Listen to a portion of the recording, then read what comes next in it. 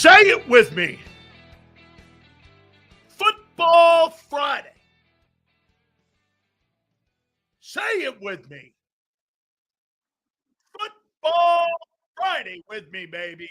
You got it, man. That is a Football Friday. Football Friday. God dang, that resonates. Finally, some ball. I don't care what that thing looked like last night. 34-7 Lions. I mean, I would have expected a better effort. But again, I get it, 2s and 3s, but shit. If you're Dan Campbell, you don't come out of that game feeling pretty good about your unit and about your backups, which you're going to need because obviously you needed them a year ago. And I tell people all the time, exhibition football, dude, that's where your war of attrition is won, is your backups. You need those dudes to win a Super Bowl. Look at the Eagles last year. The most significant backups were who? You had Fred Johnson, you had Oren Burks, and you had Isaiah Rodgers. Those three guys were instrumental in you winning a Super Bowl. Why? Anytime you had a guy step out, you had a guy step in and then step up. I mean, Trump has appointed Saquon Barkley as one of the 5 NFL players who was served the newly President's Council on Sports Fitness. By the way, do I have that up? I do not have that up. Oh, my God. I'm a 5-time winner of that. I'm a 5-time winner of that thing. That's pretty cool. I was awarded those patches by the president himself. Nixon and Ford gave me my patches. I'm one of the very few guys, Sig, that's a 5-time winner on that thing. The presidential fitness and the patch, I won 5 of those guys. Let's see if I'm going to bring that up, man. That's pretty dope. That committee means a lot to me. It does, man. That means a lot to me. Yeah, I was awarded that by the President of the United States. Seriously, when I was a little tiny kid, this is crazy. Watch this. Big cells. Big cells. President's patch. President patch. So here it is. Let me go here. That's pretty dope. Way to go, Saquon. I freaking love that, man. Let's see here. Big cells. Dan Sileo. Hey, man, I love that. By the way, Herschel Walker, I saw Lawrence Taylor on that thing. Dan Sileo. Yeah, that guy. Okay, here's one of them. Big Sills. Okay, let's see here. If I got the letter from the president and from the council. Pretty damn dope, man. That's really cool for Saquon. Yeah, I got a great letter from the presidents, from Nixon and from Gerald Ford. Dan Sileo, Presidential Fitness Award. Presidential Fitness Award. By the way, thank you, Sig, for the super chat. Fitness Award. So let me see here. Okay, here's the letter. Okay, here's the letter here that I got from the president. And it says here, check this out. The President's Council of Physical Fitness congratulates you on earning the presidential patch 4 years in a row, my bad, from 73 to 76, a true accomplishment of only a handful of people in the country have ever done. Let's see like this. We hope you are pleased with the letter and the plaque. And there you have it. It's damn good council to be on, man. Big Sills won that thing 4 times. Consecutive years, too. How you doing? Yeah, but now, man, I can't jump over a stack of quarters. Holy cow. Unbelievable. Get this. Hold on. Fitness doesn't go with Sills. He doesn't know about that. I'm 60 years old, dickbag. Okay? I choose to be retired now. When I was Big Sills, nobody in the fucking country could hang with yours truly. Nobody. 298, 48. How you doing? Nobody. Holding records to this day that still stand. Hey, Texas, boy, you better go back to Jerry's world. You're in the land of 5 wins. Sorry to tell you, kid. You're in the land of 5 wins. Okay. Let's move on. Now, wait a minute here. Let me start.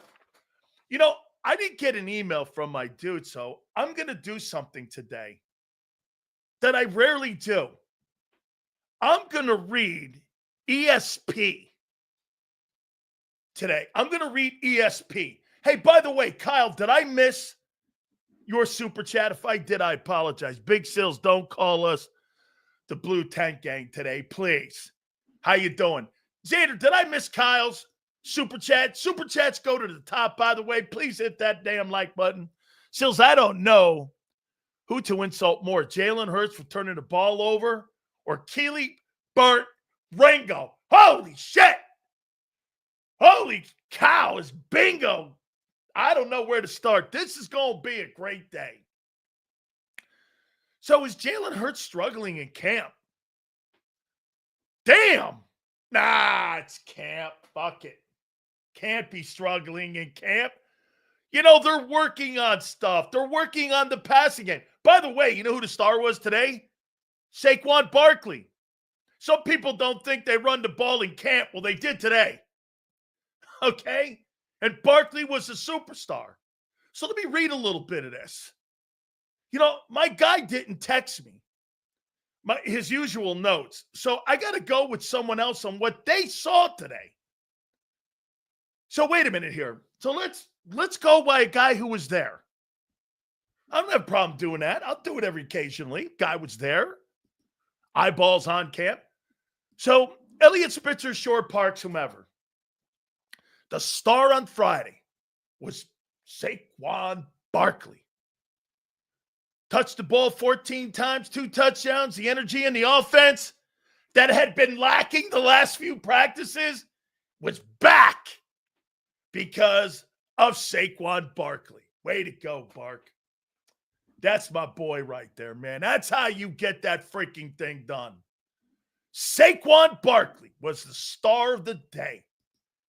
Absolutely. So I tell you what I'm going to do here, because, you know, it's a focus. Let me see what a guy who was at the practice said about your Philadelphia Eagles. Fair enough? This won't be my eyeballs or me interpreting what the guy sends me, particular cliff notes. So what we'll go by what someone else's eyes saw at practice. Is that cool? All right. So let's take a look. Day 7, Elliott Spitzer, Shore Parks. Saquon and the running game was the story of the day. What a shocker. But in the passing game, the Eagles didn't get much going in the long, intense practices that saw Hurts on the field nearly 50 reps. What? The run game was excelling and the passing game was stalling. Okay. Interesting. Let's read on, shall we? Okay. Hurts' best pass of the day. I'm reading from the guy here that was there, not me. I'm just trying to get some intel here. Hurts' best pass of the day was a touchdown wheel route on the opening drive of the day. Shipley beat Jahad Campbell from the 20 yards out, and Hurts hit him in stride right down the sidelines like you were in the Super Bowl. First team offense. Wait a minute. They ran the ball a ton on the next 2 drives. Really? Okay, so the first practice, they created a situation where the Eagles could be in base. Okay. With Barkley shining and getting into the end zone. So they ran the ball, which they haven't been running the ball, as we said yesterday. Hurts did have a third down throw into the red zone with chances for a touchdown, but both fell incomplete. It didn't seem anyone was open, but one pass nearly was picked off. Hurts also had a ball knocked down out of his hand at one point, which ended the series. Man, what is happening with trying to create balance? Huh? This is becoming unbelievable. So your inside source is Twitter. We all know it. Hey, Prince, I don't give a fuck what you believe. I don't have to prove shit to you, bro. If you don't think I know Clint Hurt, then I don't care.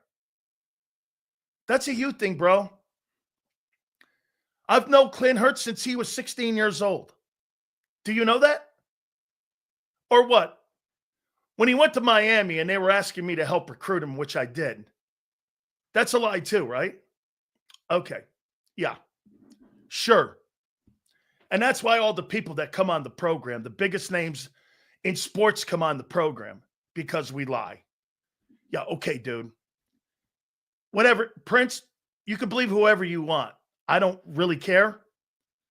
Okay? And I'm not doing anything here but reading Elliot Spitzer Shore Parks. Okay? So let's continue. Wow. Almost picked off, dropped balls on the ground. Jesus, as Lombardi would say, what the hell is going on around here? Well, the offense did move the ball at times. It ended when they went to the passing game like a dud. Huh. Focus. Let's continue. In a situational drill, situational play calling. What is going on here at camp?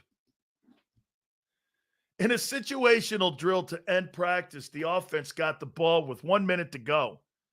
One timeout and the ball on the 25-yard line. Hurts got the drill started with 4 straight completions, but the drive stalled with 3 straight incompletions. Damn! What's up? Then, pass was broken up. Another pass to Dotson was a good throw, but was dropped. It was a solid practice for Hurts. He gave him a C+. The day before was a D-. Sounds to me like Jalen Hurts is humming. D-, C+, according to your boy who covers your football team, Elliot Spitzer Shore Parks. Congratulations to you. It is all good. Okay. Hey, well, let me get to the topic here. Any concern? We went from focus. Let's ask the word. What's your takeaway on the first, on day 7 of the passing team and the offense? By the way, I'll make another point to you. After I get your, not concerned, right?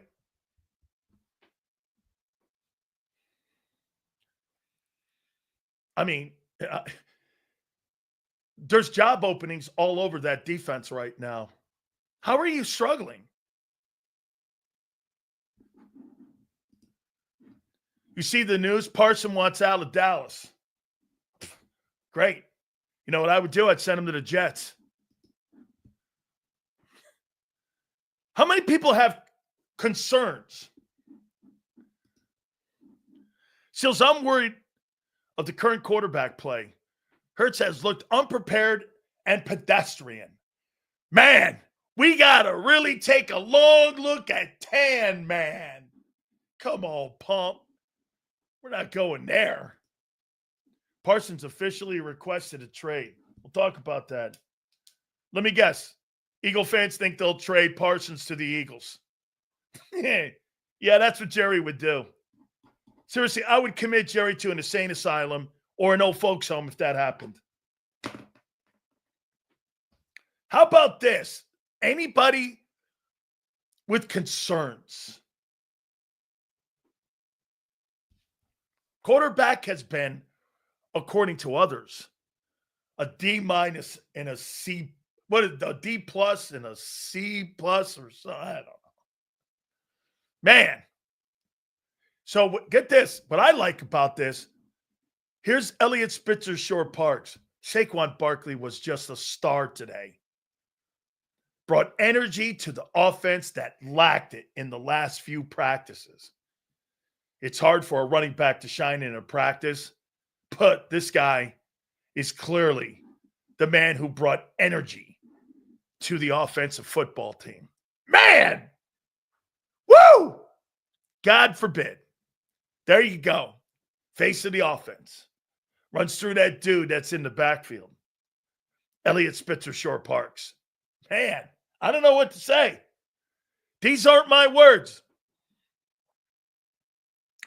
No concern. Okay, no concern. Not a problem. August 1st. We got the book going. No concern. All right. Offensive passing game sucked last year, but it's all right. Roseman about to pull a Don Corleone on Jerry's ass. That would be remarkable. Hey, Hurts is different. That can run. How about this? Eagles would take the Cowboys' leftovers like when they got DeMarco Murray. Bro, I don't know how you talk in this room.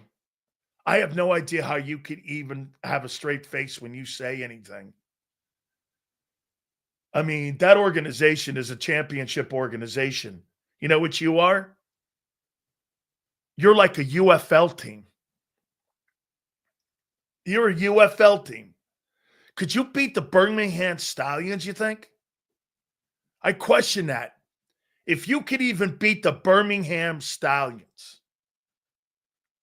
Beat the Eagles? I don't think so. Beat the Birmingham Stallions? Maybe. I don't see it. What are you talking about? DeMarco Murray. And then guess what this guy will do? They'll sign a relic last year. And Zeke, I have nothing left, Elliott. And sit there and try to fucking tell the Eagle fans that they whiffed on DeMarco Murray. Maybe you did. 5 Super Bowls? Bro, when the greatest part of your history is in the rearview mirror, and you keep talking about rearview mirror shit, you fucking are nobody. And plus the Cowboys, every one of those Super Bowls were won in pre-cap era. Except one of them. You have one Super Bowl in the cap era. One. What are you talking about? All that shit was done prior to having a salary cap. It's a completely different NFL. Today, harder to build a team, harder to keep a team. This guy's talking to me about shit that happened 50, 60 years ago. You got to be kidding me, dude. I mean, hey, DeMarco Murray is your go-to? How about, okay, get this. Who did you go after last year for running back in Dallas? You had your choice. Barkley, Henry, Aaron Jones, or Josh Jacobs. Who the fuck did you go after a year ago? You know what the answer is? Nobody. Zeke. You signed Zeke instead of one of those other guys. And what are you talking about with your Skeletor owner? Dude, you're embarrassed. How about this? Hoss, you're embarrassing yourself. You're embarrassing yourself. The purpose of practice is to install and make mistakes. Also evaluate and promote. You're missing that. In Philadelphia, appreciate the super chat. You missed the two most important. To evaluate and elevate. You get your starters out of practice. You figure out who the players you're going to start in September with, because you don't use the exhibition season because you're afraid of getting guys hurt, and it's worked. Okay? So you forgot the two most important. Install, yes. Make mistakes, yes. Elevate players to first and second team, yes. To figure out who the starters are going to be, yes. It's happening right in front of your eyes right now. You missed the two most important ones. Here, I got to read this guy because I want to show you how embarrassing this guy is. By the way, I appreciate him being in here. Seals, what does my shit have to do with fucking your team blowing? Answer this. Look at what he writes me. Seals, what have you won in the NFL? You were trash, no Super Bowl or Hall of Fame. What a joke. Okay. I can name you 25,000 men that are the same as me. There's only 320 men in the Hall of Fame. Okay. Congratulations. Better players than me? Okay. Thank you. 110 years of football. You're right. I didn't win. I didn't have a Hall of Fame career. I had a career. Did you?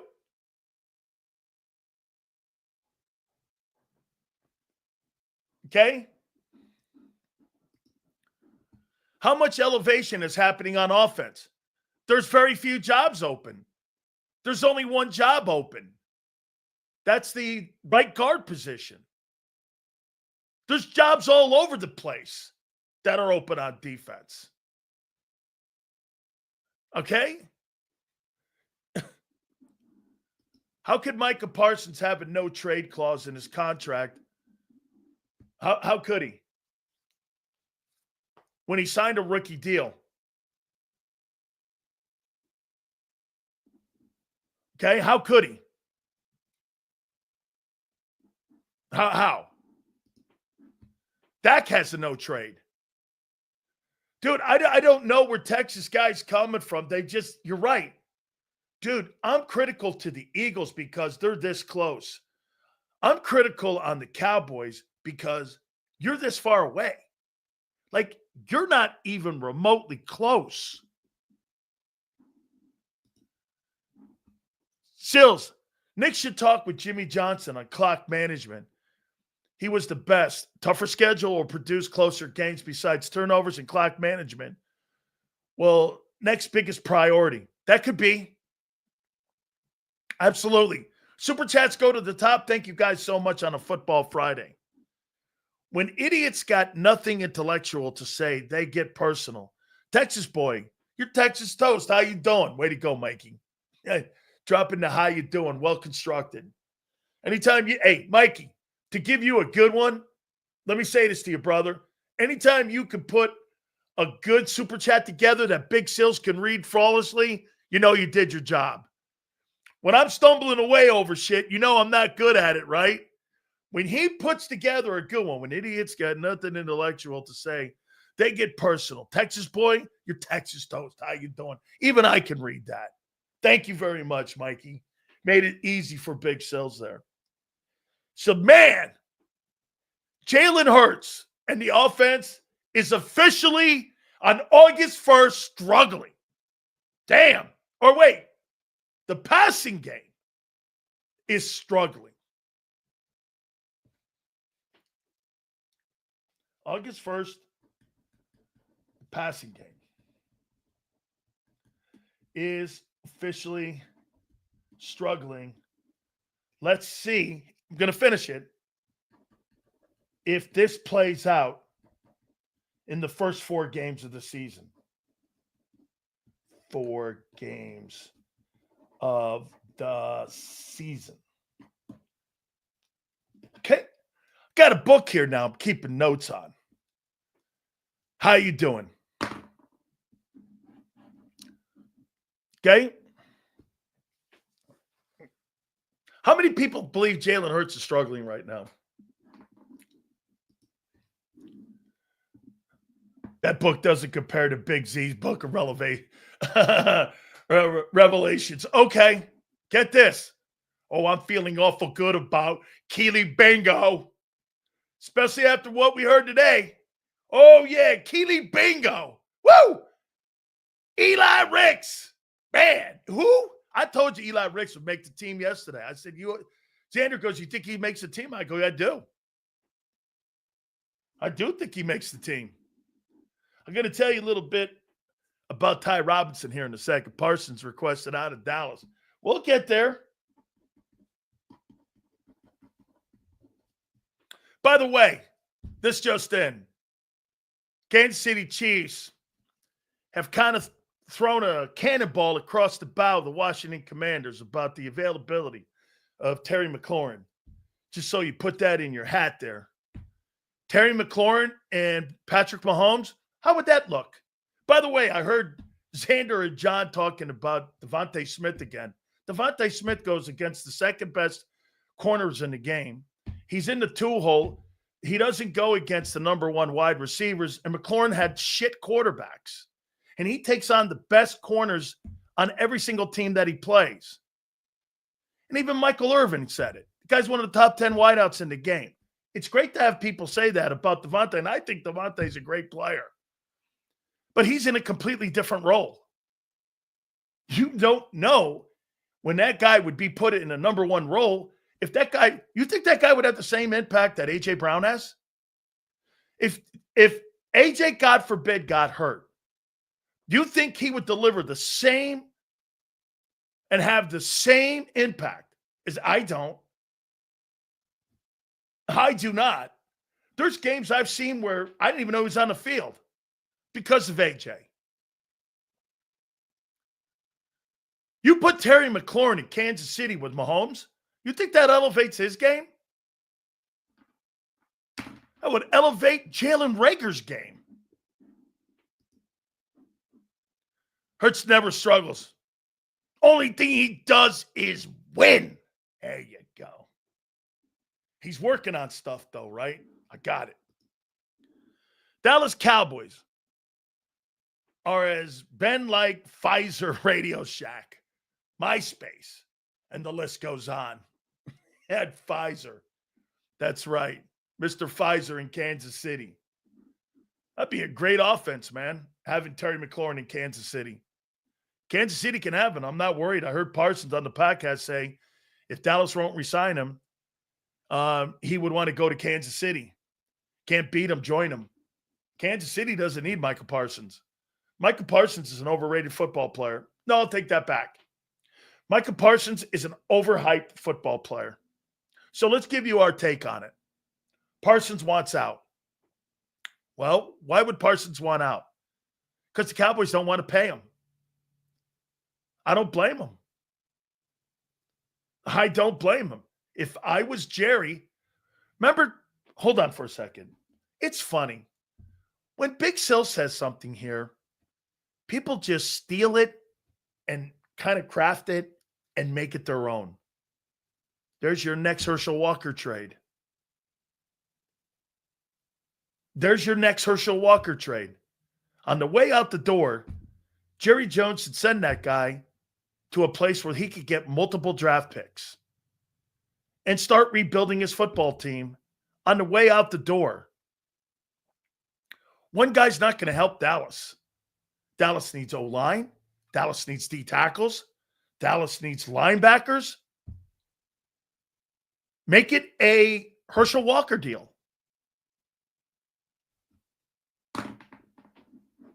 Get this.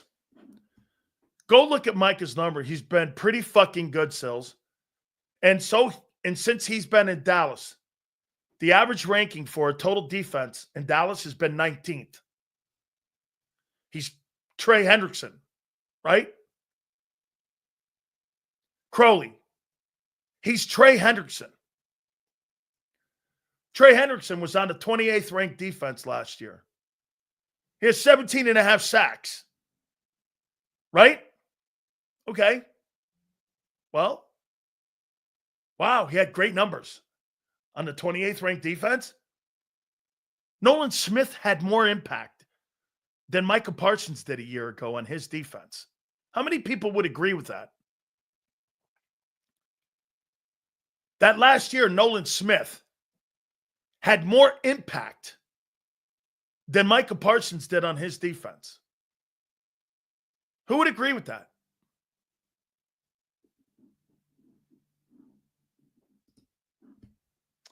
Seals, there's a growing rift between Vic and Howie over personnel decisions. How? No. Funny. I asked that. Watch this. This will be, no. Myles Garrett 2 years ago had the number 1 ranked defense in pro football. He can't help it that the offense and the organization can't build an offense. He made his impact. Prince, he's on the number 1 ranked defense with Jim Schwartz. I mean, Jesus Christ, what do you want him to do? Throw the ball?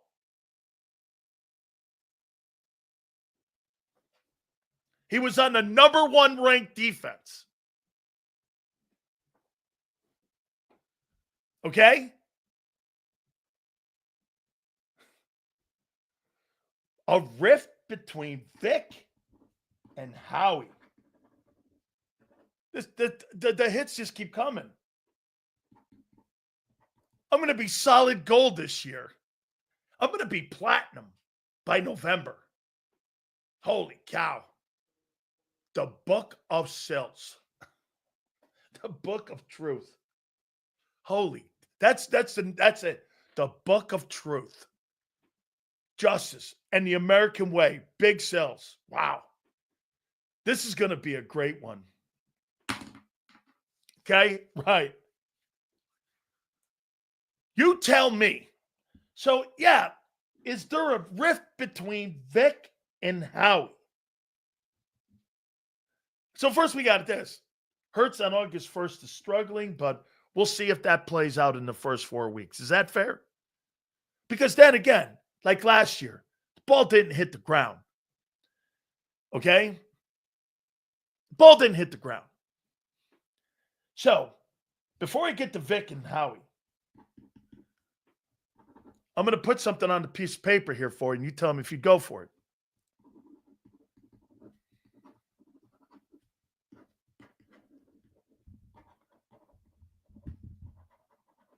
Hold on, this is about Parsons.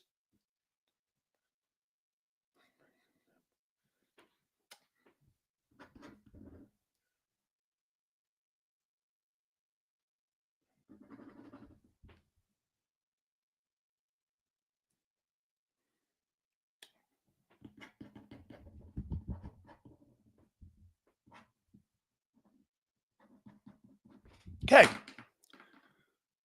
How many people in here would have an interest in Micah Parsons coming to Philadelphia? Yeah, I spelled your mom's name right. I got it. Thanks. Hey, how many people would like Micah Parsons to be in Philly?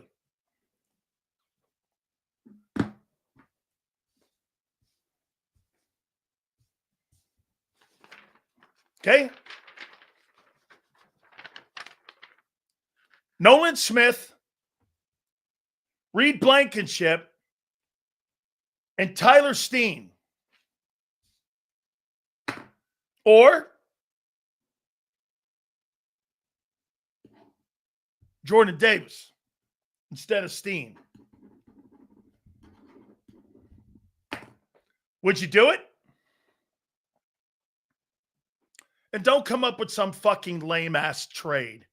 Sending Kenyon Green and whom else? Some bum. Either that or it's 3 1s or 2 1s and a 3 for him. You to get a guy like that, you're not going to go and give him with some bullshit second team guys like Keely Ringo.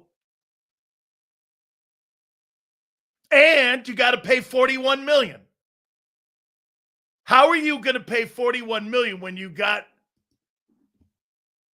homie on the horizon with Jalen Carter. Now, you could put that 50-year option in there and you could work the cap like they did with Devontae. Sills, it's a concern our offense because our head coach and OC are going to be our Achilles heel, but our run game is our saving grace. They were stars today, too. Thanks for the super. Running game, as always. Back to their true grit. Running the ball. Parson makes our edges look like school kids. Why? Those edges won the Super Bowl.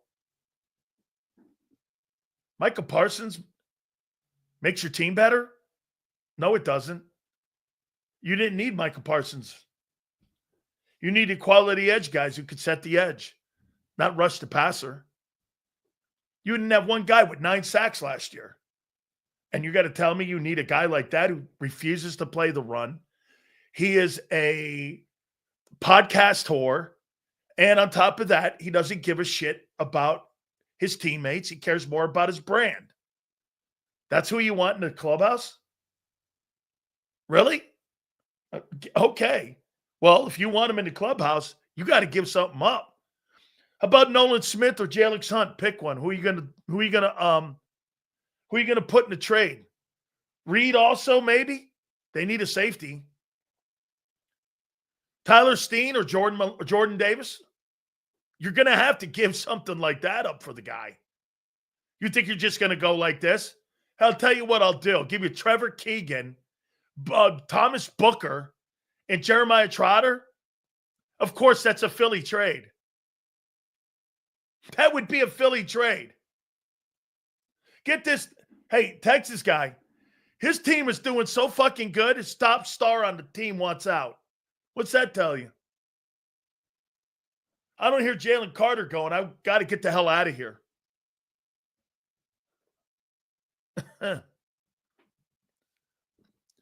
They need him now, the way you're calling out Eagle players. Not calling anybody out. I don't believe that they have enough experience at certain positions. I have never once said that that player sucks or that player sucks. I've not said that. I'd rather trade for secondary help. I'm not trading inside my division.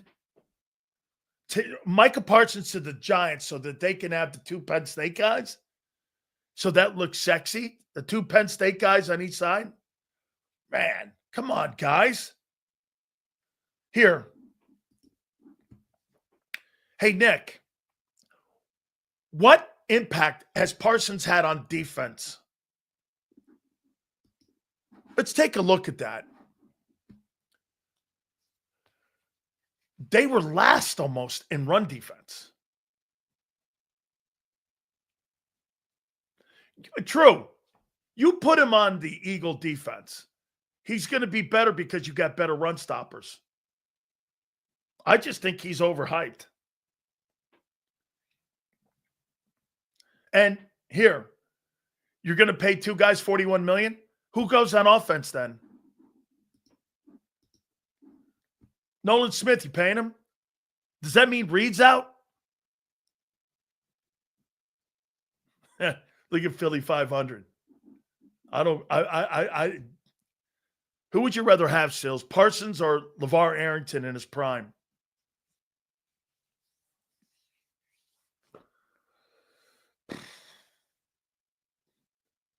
Probably Parsons. Arrington was awful good. Arrington was awful good. He was.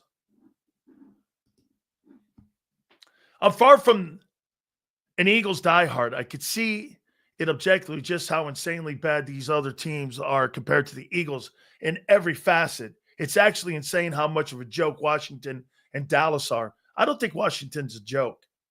You know, it's funny. You know what you have with Eagle fans? Eagle fans called the Commanders old. And you could basically turn around and say this about your defense and say, well, you got a kindergarten defense in many positions. And we're going to get to those comments.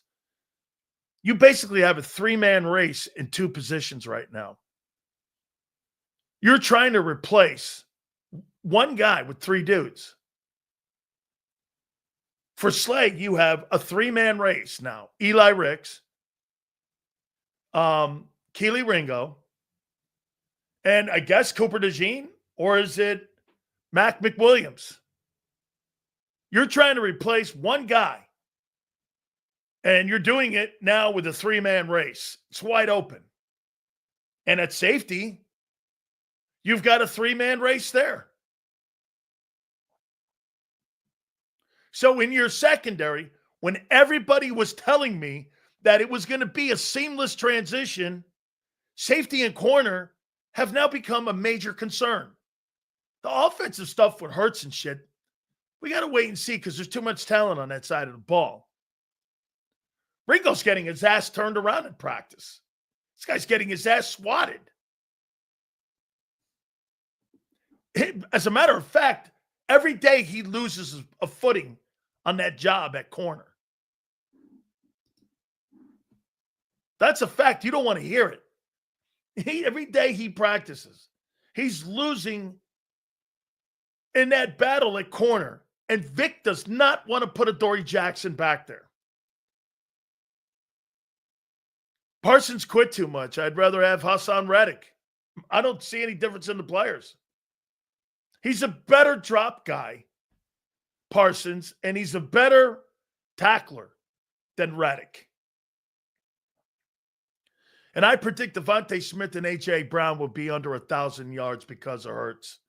Not because of Hurts, because of Barkley. But I do not believe A.J. Brown. He's going to be under I don't believe A.J. Brown, if healthy, I don't believe he'll be under 1,300 yards. Dude, how about this?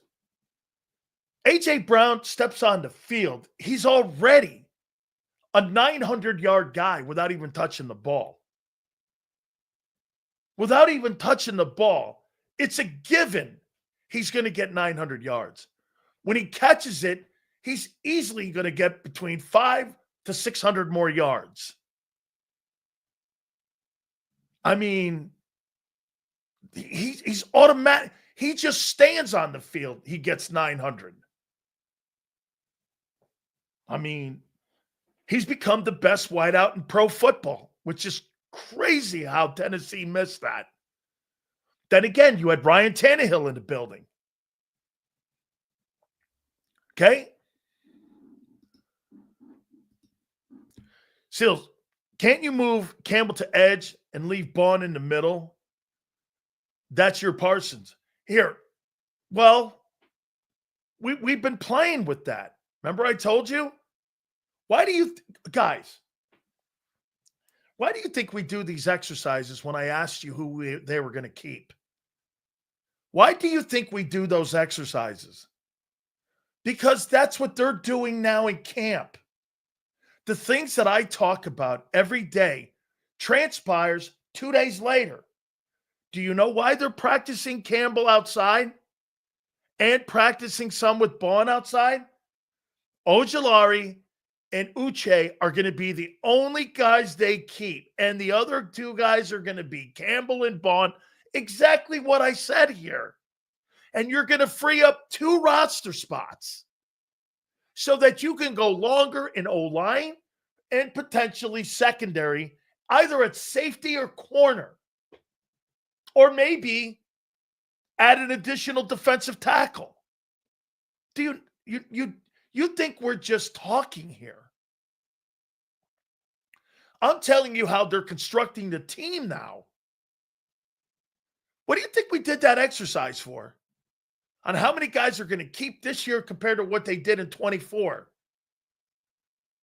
To me, why would you keep more O-line this year than you did a year ago? Here, let me put that out there. Why would you keep maybe 11 versus 9 like you did a year ago? Why would you do that?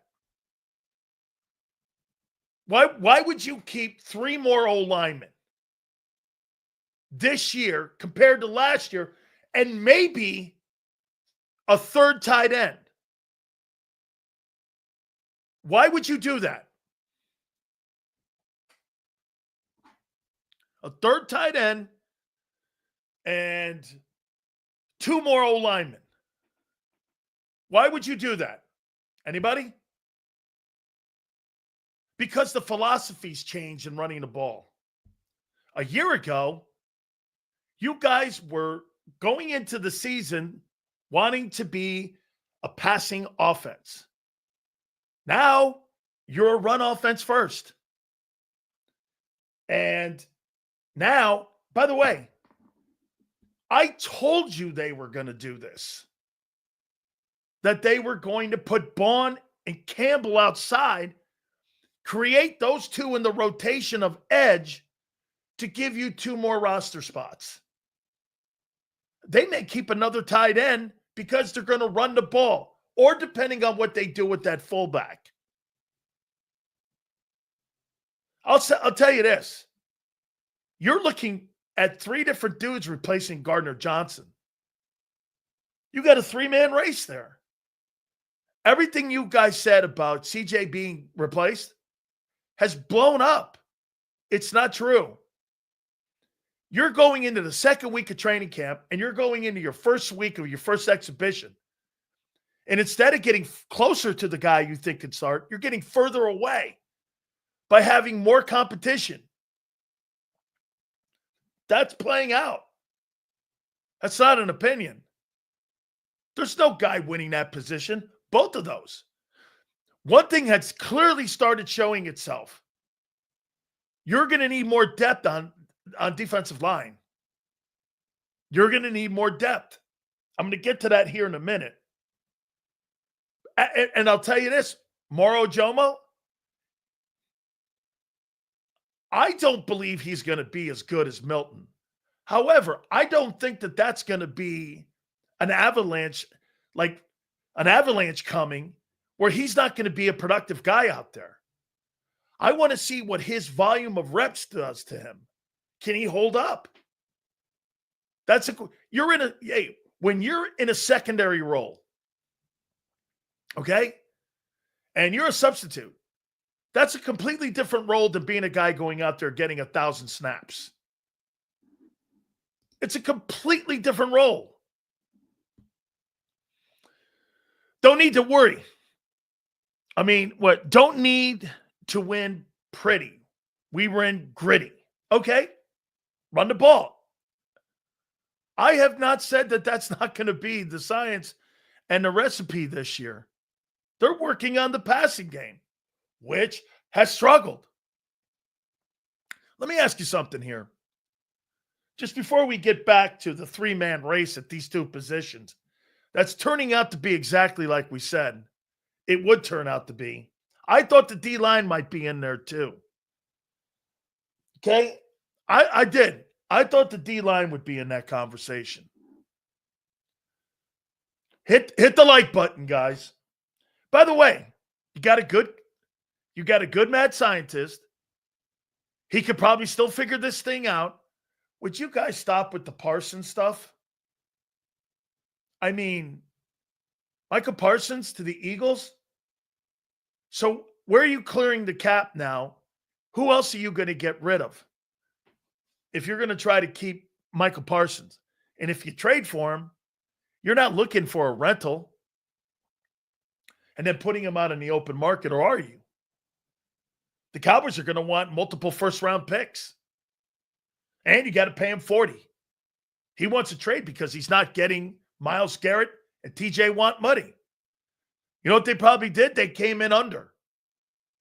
They came in under at 38, and they don't want to pay him the number. He thinks he's worth it. Okay, no problem thinking that. Dude, of all teams in the NFL, the Eagles don't need Michael Parsons. You proved that a year ago. Hey, let me ask you something. TJ Watt hasn't won one playoff game in his career in Pittsburgh.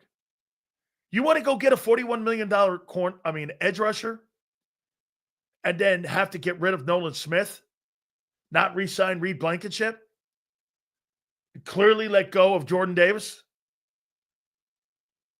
just so you can have two $40 million a year guys? You become the Cowboys then. You cleared all that room for one guy, for Jalen Carter, How do you get this? How do you know Nolan Smith doesn't develop into a better pass rusher than Micah Parsons? How do you know that? How do you know that right now, the way he played at the end of the year? Are you willing to gamble with $40 million and players that have to be moved to make room for him? Is that what you want? I mean, that's a gamble, dude. Why not stay the course? No Christian Wilkins. He played well under Vic. That guy's going to command some money. You don't need that guy. You got two really good players, one exceptional. Dude, I mean, Parsons wants out, okay? First thing Eagles fans go, he always wanted to be an Eagle. Michael Parsons wants to be an Eagle because you guys were in the Super Bowl. He doesn't want to be an Eagle because he wants to be an Eagle. It would help his brand. Is Parsons more concerned about winning? I don't see it. Look, he's a really good player. John thinks he's Lawrence Taylor. Okay? John thinks he's LT. I happen to not think that. I mean, I don't see that. You tell me if you see Michael Parsons as this. And tell me if you think you see this. 10 Pro Bowls, 10 first-team All-Pros, 3-time Defensive Player of the Year, one of them in his rookie year. Do you know Lawrence Taylor was the NFL's Rookie of the Year in his rookie year? And let me add this to the context. Lawrence Taylor was the most valuable player in the NFL. As a defensive football player, I got to think he's the last guy to do that. Can anybody else remember another guy since LT that was a defensive not defensive, was the league's MVP?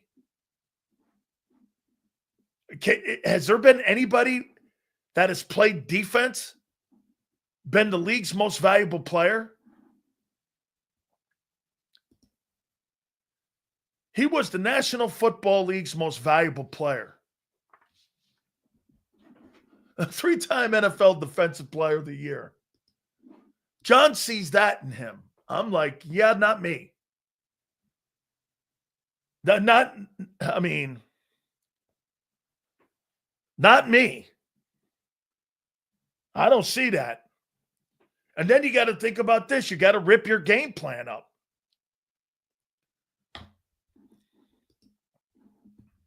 He's not Kevin Green. I agree. If the Cowboys hold out, then Parsons will probably not play the full season. The way if the Eagles got cap space, depending on if Mark Parsons want to win, he'll probably sign a $20 million one. No way. $20 million?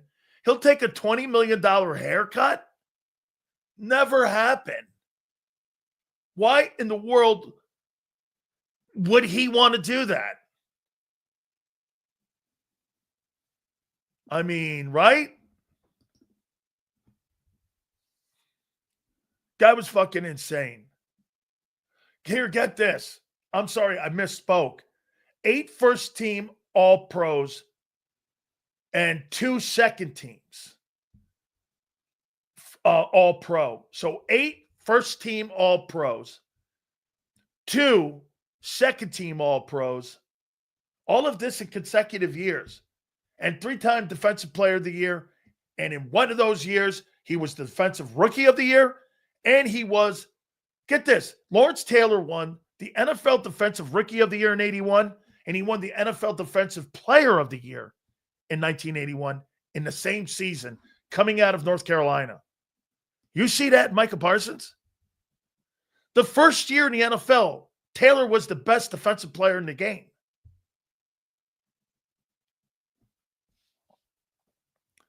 Did you hear me? The first year he played, Taylor was already the best defensive player in football.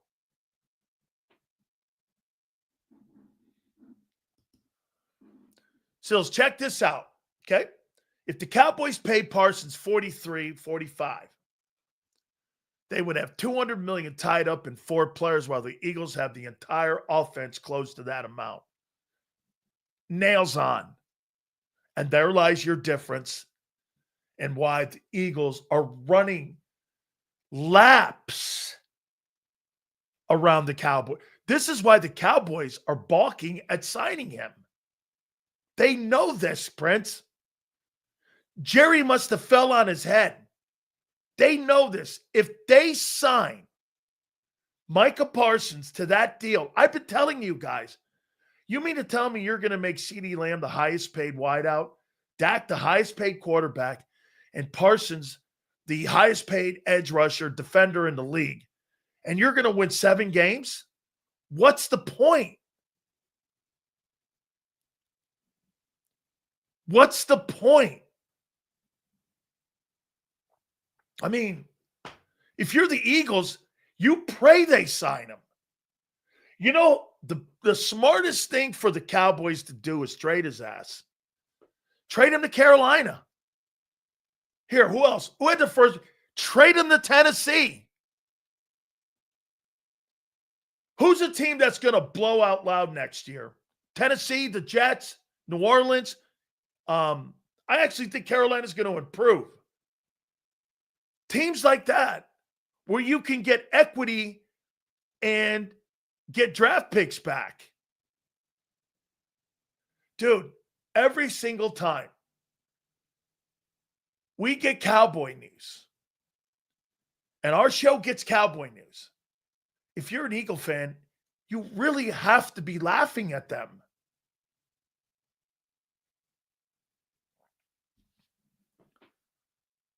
Here,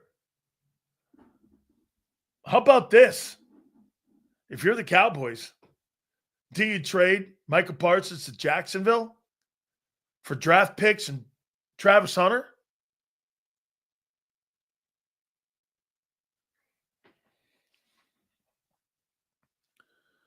Hey, give me Travis Hunter and some draft picks, and I'll send you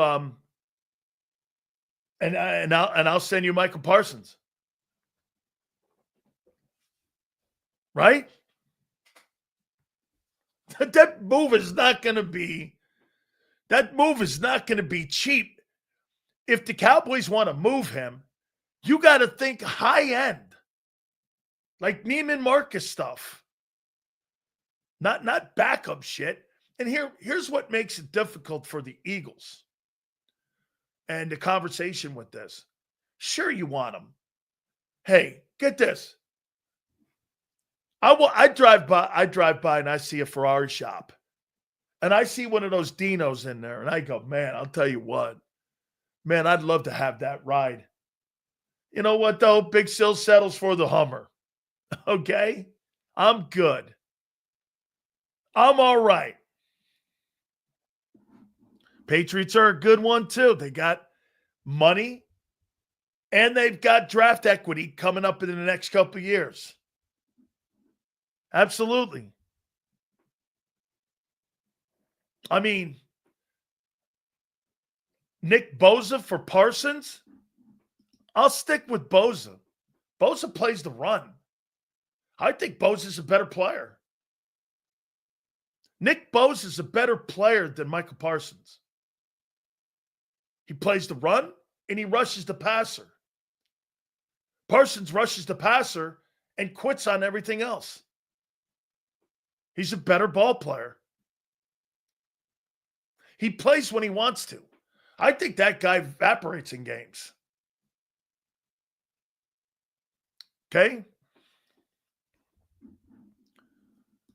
Terry McLaurin.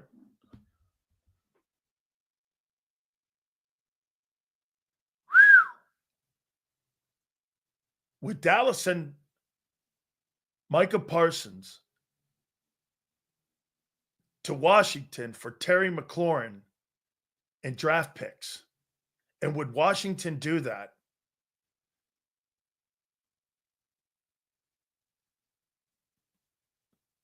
That kind of makes sense. That's a pretty good one, Sig. That kind of, and they have money. Sig, Washington. I've got to talk to Doug Williams.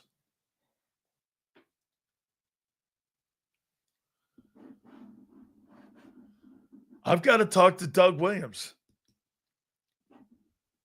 Wow.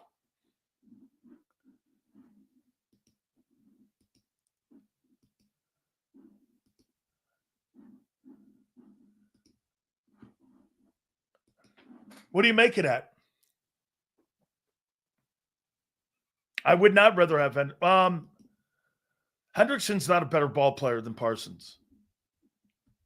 I think Trey Hendrickson's overrated. I think those sacks were stupid. 17 and a half sacks on the worst defense in pro football. Okay. Yeah. Well, still, he can't help he's on a bad team. Yeah, I know. But when you look at Trey Hendrickson and you watch Fred Johnson kick his ass, how do you feel about that? How do you feel when you watch Fred Johnson kick the shit out of him last year?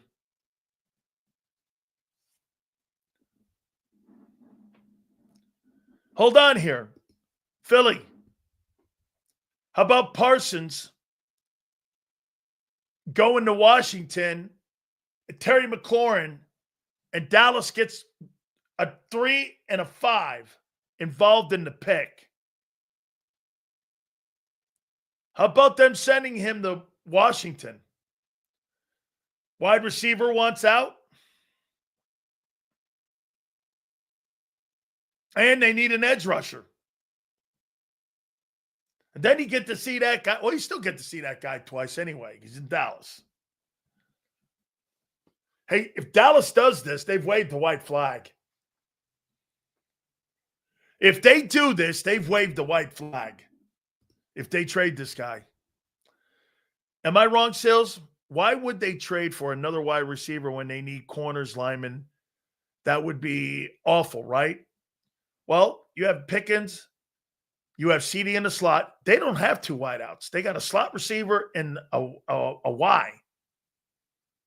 They would have Terry McLaurin. They would have CD Lamb. And then they would have George Pickens. And those three guys would be your offensive attack in Dallas, along with that Ferguson kid who they just extended.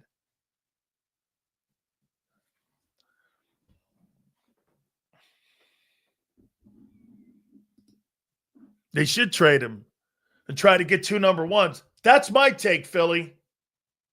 My take would be try to get 2 1s, 3, and a 5, and try to build your football team up. And I happen to agree with Kimberly. I think they're in a rebuild. Look, Eagle fans, here's why this doesn't make sense. You've got a game plan you're on. Now, look, when that came out, do you think Howie Roseman is going to sit back and go, how could I make that work? And yeah, I think he does this. With Parsons, without Parsons. Is my team better with or without him? How does that affect the other guys that are coming up when it comes to free agency and extended contracts? Boy, now you see why. Hey, so just another one more question before we continue kicking this around. So next week, right? On Monday will be week 2 of training camp, right? Then we're going into the first exhibition game. So Reed Blankenship's contract is coming when? You guys have moved the sticks on me 4 times already. Let's move it for a 5th time. When's the contract coming? When's Reed Blankenship's contract coming? Okay. I was told it would be done at the end of the first week. Now we're going into week 2. So is that Monday it gets done? Or what? So do you want to kick the can? How about this? Do you guys want to kick the can to the first game of the season, first week of the season? Oh, well, wait a minute. Philly says week 8. Well, I was told that the deal was going to get done in the offseason. Then I was told it was going to get done post June 1. Then I was told it was going to be the first week of training camp. Now we're going into the second week of training camp. Philly's now saying week 8. What's the holdup?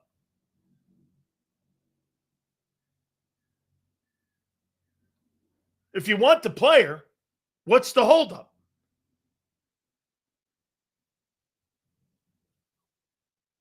What's the holdup with Reed? Maybe they got to spend money at a safety or a corner.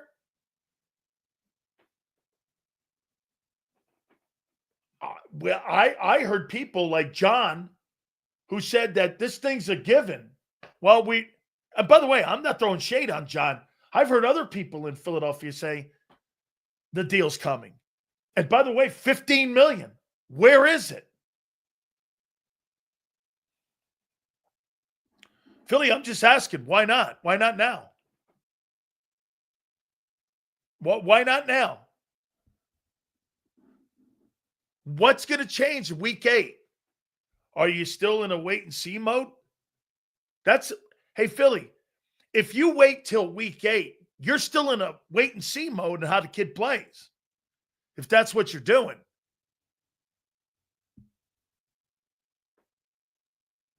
Am I right? You're still in a wait and see.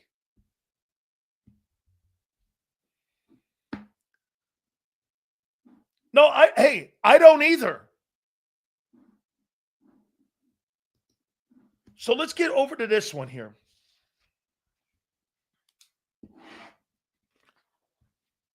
Are you disappointed or not disappointed that now you're further away from finding who's going to win the corner and the safety job? It's a 3-man race at each position. Going into camp, many people felt pretty good about Ringo and Makuba. That has shifted dramatically. Okay? That has shifted mightily.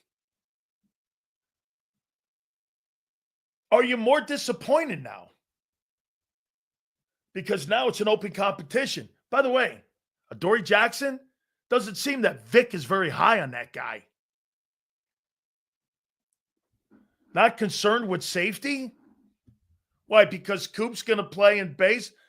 Okay, so when they're in nickel, which is 70% of the time, who's the corner? Well, wait a minute, Philly. They don't play guys in the preseason. They don't play people in the preseason. And I'm not ripping them. What they've done has been right. I am not ripping them. No, not here. No way. You're not going to hear me doing this anymore. Hey, man, these guys have to play exhibition football. They're going to be sorry coming out of that's over with. They're too healthy. At the end of the year, Super Chats go to the top. Thank you, guys. We ran through the same thing in 23 after losing Epps and Gardner-Johnson, and it really affected the defense. Will that be a repeat in 23? I think you got a better coach now than what you had in 23. You had Patricia and Desai making decisions in the secondary. Now you've got Vic Fangio and Christian Parker making decisions in the secondary. Christian Parker's going to be a defensive coordinator one day, as is Bobby King and Clint Hurt again. Those guys are going to get big. I'm going to say this to you about your defensive coaching staff. Next year, if the Eagles have a great year and they turn this thing into remotely anything that looked like a year ago, every one of those guys are going to get opportunities, those assistant coaches, to become defensive coordinators somewhere. It's just too much talent and coaching on the Eagles right now in defense. It's the best staff in the NFL. The Eagles have the best coaching staff in the NFL on defense. Linebackers, D-line, coordinator, secondary. The edge guys even pretty good. Now they're working guys in like Campbell and Bond. It's really good, man. Those guys know their shit. Like nothing's going to go unturned. Safety, least important position on defense. Well, then, okay, so you're telling me that Cooper DeJean is the least most important player on the field, right? Is that your contention? What's funny, when Gardner Johnson hasn't been on your team, your defense looks like shit. When he's on your team, you're in the Super Bowl. No coincidence? Or just a coincidence? What is it? Every year that Gardner Johnson's been on the football team, he's got 12 picks in 2 years of play. You've won 2 NFC championships and a Super Bowl. And now you've got, get this, see this here? You got a 3-man race, and nobody's really looking good back there. It's one thing where all of a sudden Zach Bond started looking crazy great in camp, and Vic was commenting, everyone else was. Or like you have Campbell shining in camp. I don't see anybody talking about paper mache Makuba. Guy can't get through even fucking helmets and shorts. He's not worried. All right. You're confident. Get this. Prince is confident in a guy who can't get through helmets and shorts. Hey, for the record, Zach Bond's missed 3 straight days of practice. Probably nothing, too. You got him and Dean not there taking reps. All right. Get the younger guys some reps. I'm not being facetious here or sarcastic. I think that's not a bad thing. There's a silver lining in there. That means more reps for Trotter. That means more reps for Jahad Campbell. Okay? Munden, too. Could be a silver lining if you want to look at it that way. That's all right. I don't really need to stress Bond out, even though more responsibility is going to be given to him. Okay? Get this. See this thing here this guy just said? I'm just commenting on what you're doing. I'm not telling you who to fucking play. Did you hear me who I told you to play? At safety or corner? Where'd you hear me say that? I said you got a 3-man race going on at 2 secondary positions. Don't know what you're talking about, dude. As a matter of fact, I have no idea what you're even referencing. I didn't tell you who to fucking play. I'm telling you got a 3-man race back there. With 2 positions trying to fill. You're trying to fill Slay's spot with a 3-man race, and you're trying to fill Gardner Johnson's spot with a 3-man race. Tristan McCullum, Sidney Brown, and Makuba. Am I wrong? Am I miss something?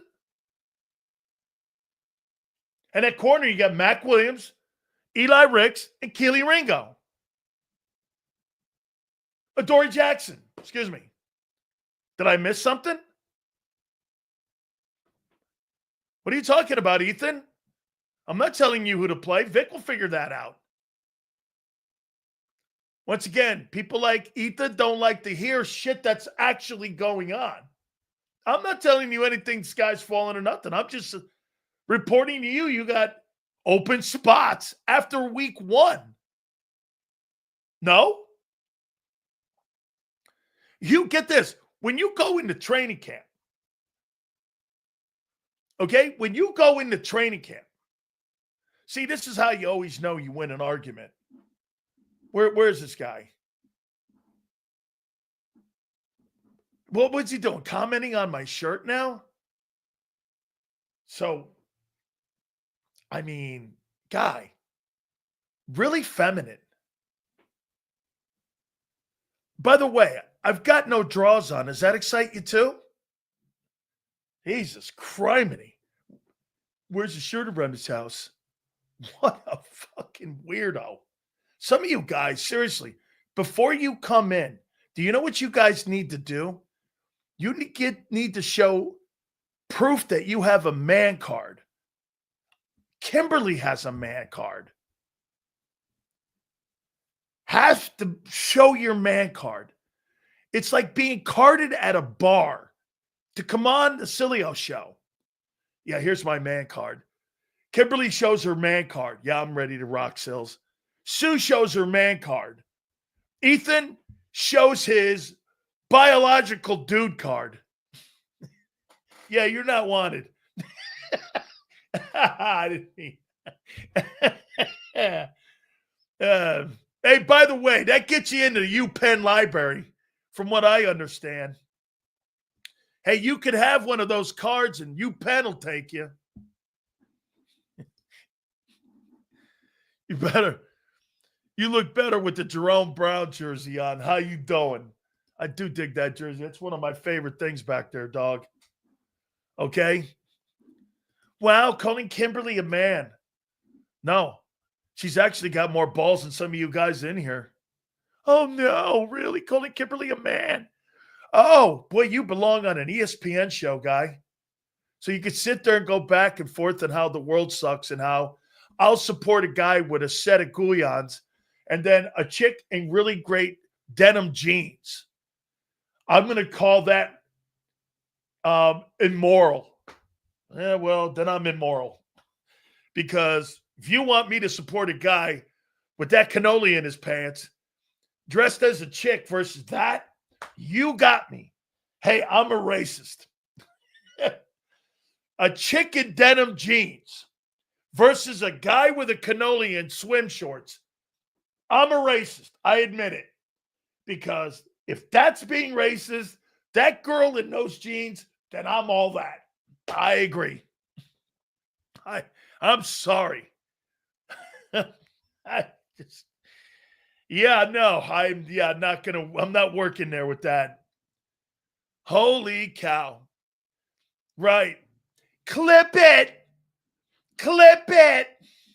What a worm. You belong, seriously, you belong on CNN. Anus knees. Or on your knees. What's the name? On your knees. Clip it, says on your knees. Clip it.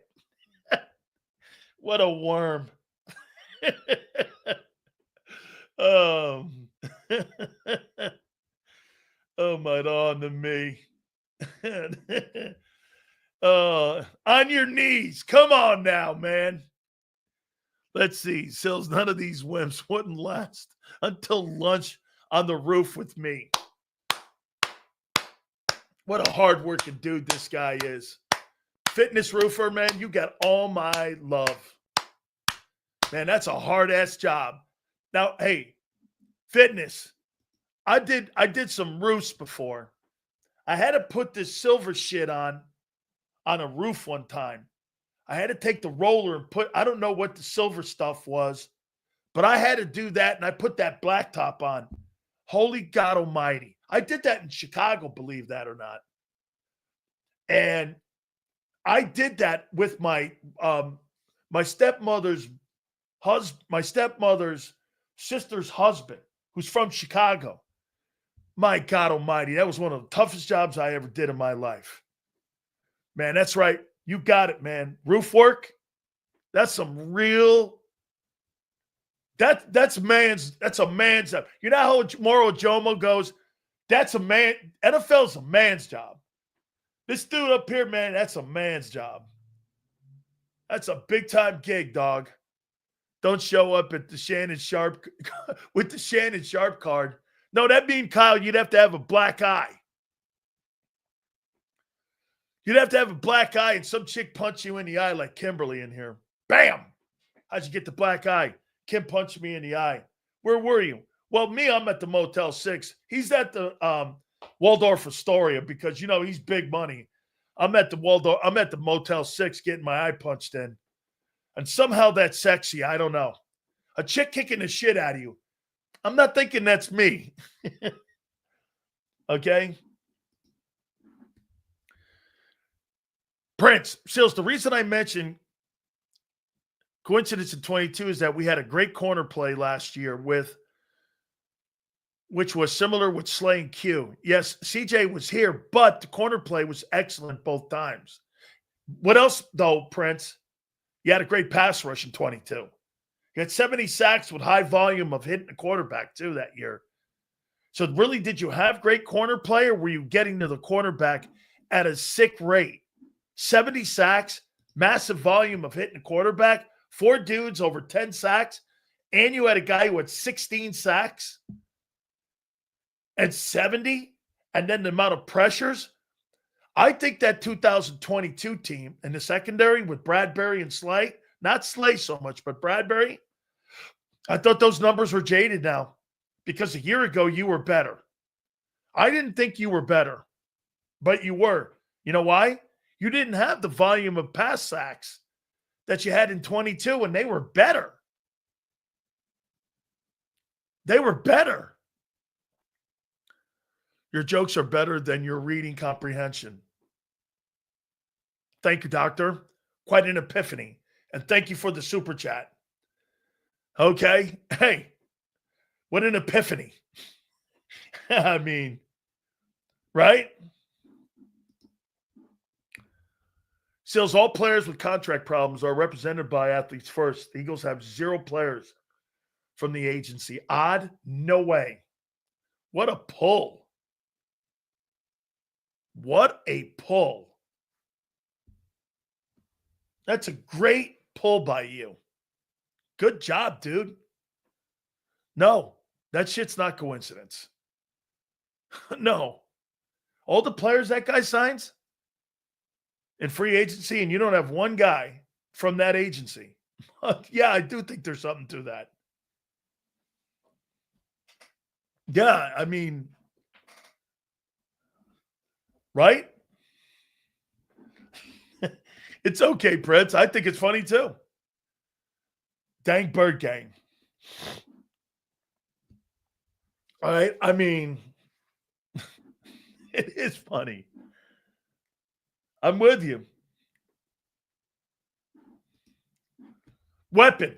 Here's my boy here. Seals, I like Rick's over Ringo. It's just personal. By the way, was that him talking today? Was that Eli Ricks talking today? Boy, I liked him at the mic. I had never seen him before. Was that Eli Ricks at the mic today? Who else was up there? Dory Jackson was up there. I liked him. And, I didn't realize that him and Adoree Jackson had that relationship. They're both LA guys. And I liked him. I liked the words he was saying. He goes, yeah. And he made some plays.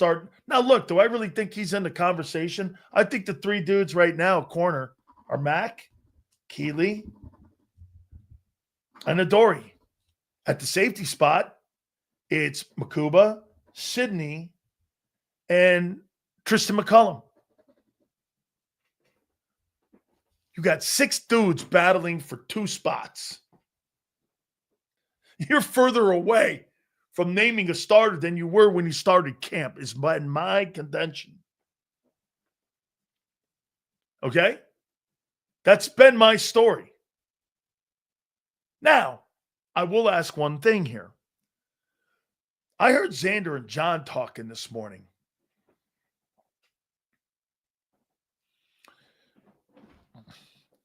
What's your expectations on the offense this coming year? Like, just for shits and giggles. Where do you think the passing game and the run game should be ranked? I want to hear a number. With the number 1 wide receiver in pro football, Xander thinks that, but he's better than McLaurin, so you'd have to say he's the 7th best. the number one, the seventh best wideout, the best back in the game, and the fifth best quarterback in pro football. What do you think that should be ranked? And the best O-line in football. Where do you think that should be ranked? Top 7?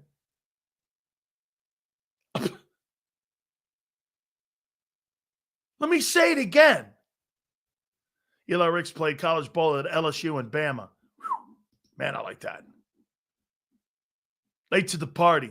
You talking about Micah yet? Sorry. We'll get back there again. I'm with Sig. You got to be 1 or 2.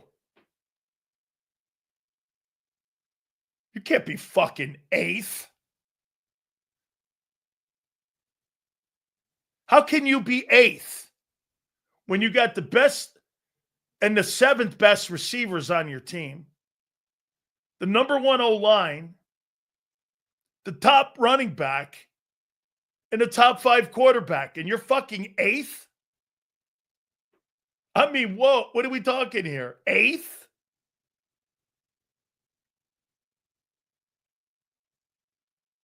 Eighth.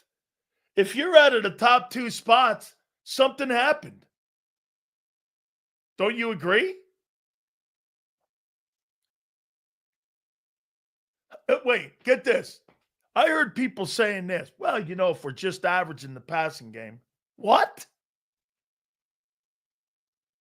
You don't have average players to be average.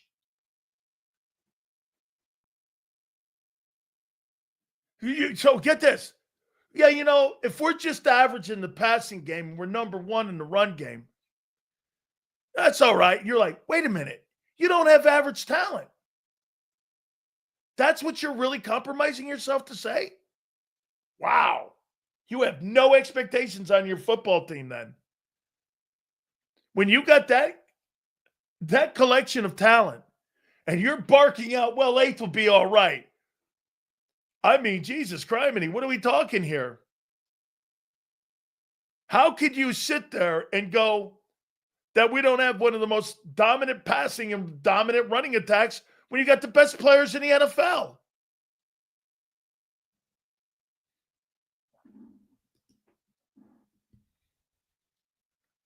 So Eli Rick said that since Q's traveling and Vic is having other corners practice in different positions, could this be an advantage for them just in case someone were to go down? Vic did that shit last year. He also had Q member. He put Q in the nickel too sometimes last year. He had Q playing safety also. Why do you think Vic does that?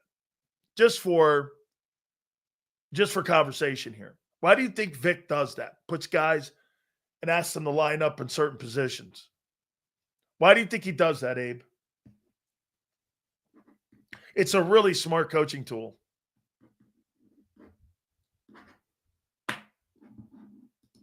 Why do you think Vic plays guys in multiple positions in practice and wants to see him, wants to get a look at him? We should have the number 1 rushing attack with the 2 receivers tied in we have. We should be top 10 in receiving overall. Offense, top 5. All right, top 5. Here's what it does. When you play multiple positions in practice, it helps you in your position understand the guy lined up next to you, what his responsibilities are. Do you know what he's doing for Q and all these young players? He's teaching them everybody's responsibilities in the secondary. And the more you know about the players around you and their responsibilities, it helps you with your position. That's what it does. It helps you. Okay? So when you're playing guys, oh, he's doing this in this spot. Now I see. You see the game different. Whew, man. So let me get this one more time here from Elliot Spitzer Short Parks here. So I'm not reading this here. Hold on here. Let me see. Friday was okay. Saquon and the running game were the story of the day. They ran the ball. Shocking. But in the passing game, Eagles didn't do much.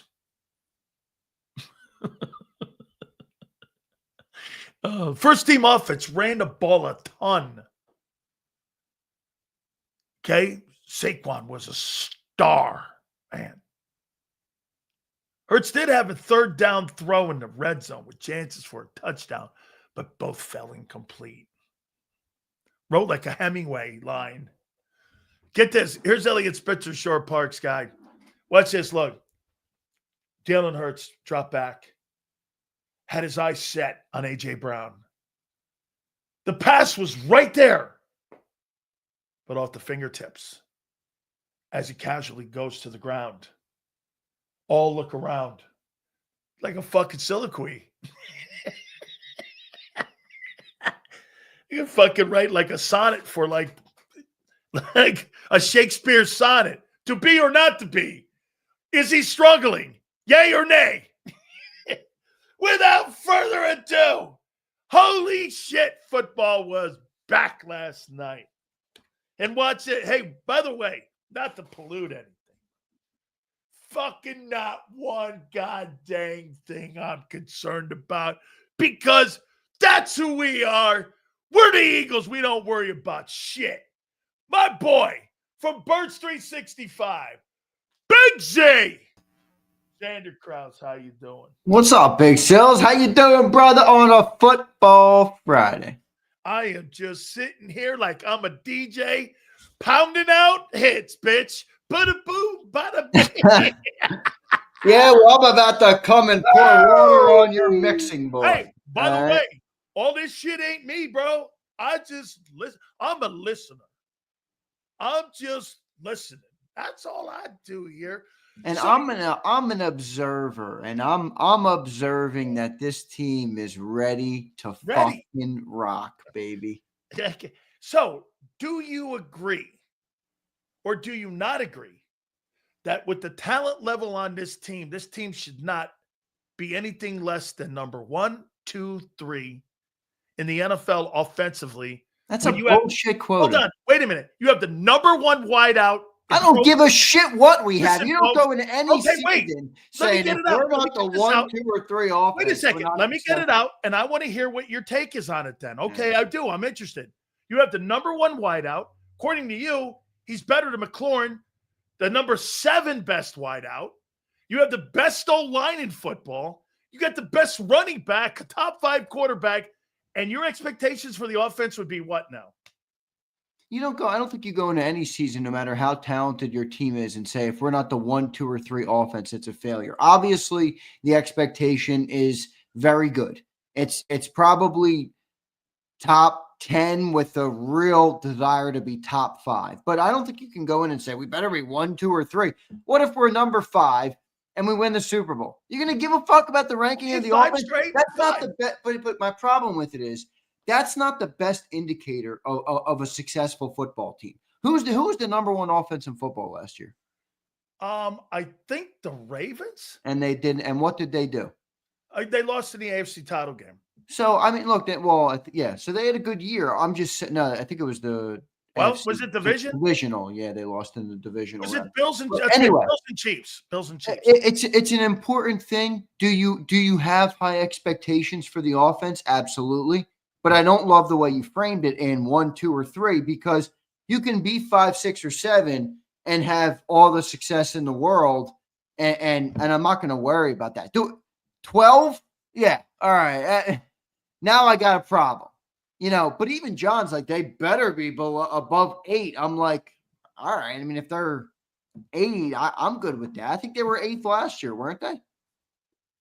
Yeah, but it was a weird 8. I mean, it was a weird 8 because it didn't look like Sileo wanted it to look. No, because it doesn't look like the way they built the team. Well, that's fair. I think well, haven't they kind of embraced that though? I mean, last year was and they admitted this, was a surprise to them in the sense of the way they won most of their games. So I agree with that, but I don't think anybody, to be fair, would have expected that, because that's not the way of the modern NFL. Especially the way they constructed it. It's completely contrary to what every team is trying to accomplish. So, But I do think they've embraced it more, and they've showed already more like, hey, we're good with this. We're going to double down on this. You heard Lori talking about fullbacks and things like that. So, yeah, I don't like saying they got to be 1, 2, or 3. Okay. Now, I'll say this. If the defense falls out of the top 10, your only chance to win is you better be 1, 2, or 3. How about this? They have to be 1, 2, or 3 early.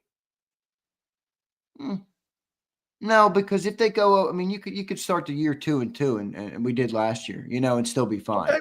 So, in order for it to be, maybe they have to be to win all 4 of those games, but you don't have to be in the sense of your season's not going to be off the rails if you're not early. I don't expect them to be, by the way, early. First 4 weeks. So, okay, that's a great question. And who do you expect to be hitting on more on all cylinders in the first 4 games that you're going to be challenged? The defense or the offense?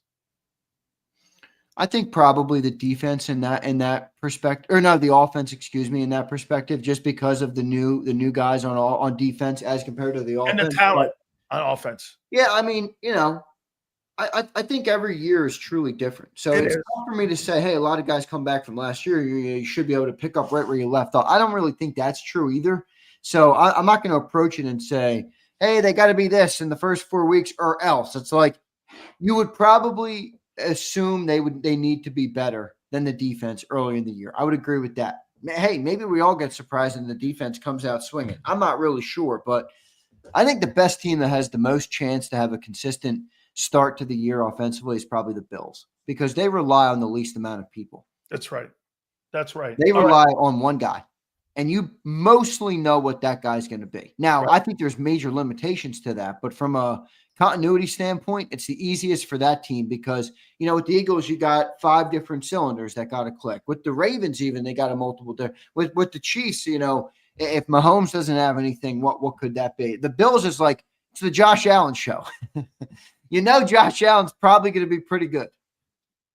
Let me read this to you, what was posted by Micah Parsons. Yeah, I read it. Yes, I wanted to be here. I did everything I could to show that I wanted to be a Cowboy and wear the star and the helmet. I wanted to play in front of the best fans in sports and make this America's team once again. The team my pops and I grew up cheering for way up in Harrisburg, Pennsylvania. Unfortunately, I no longer want to be here. I no longer want to be held to closed-door negotiations without my agent present. Let me write that down.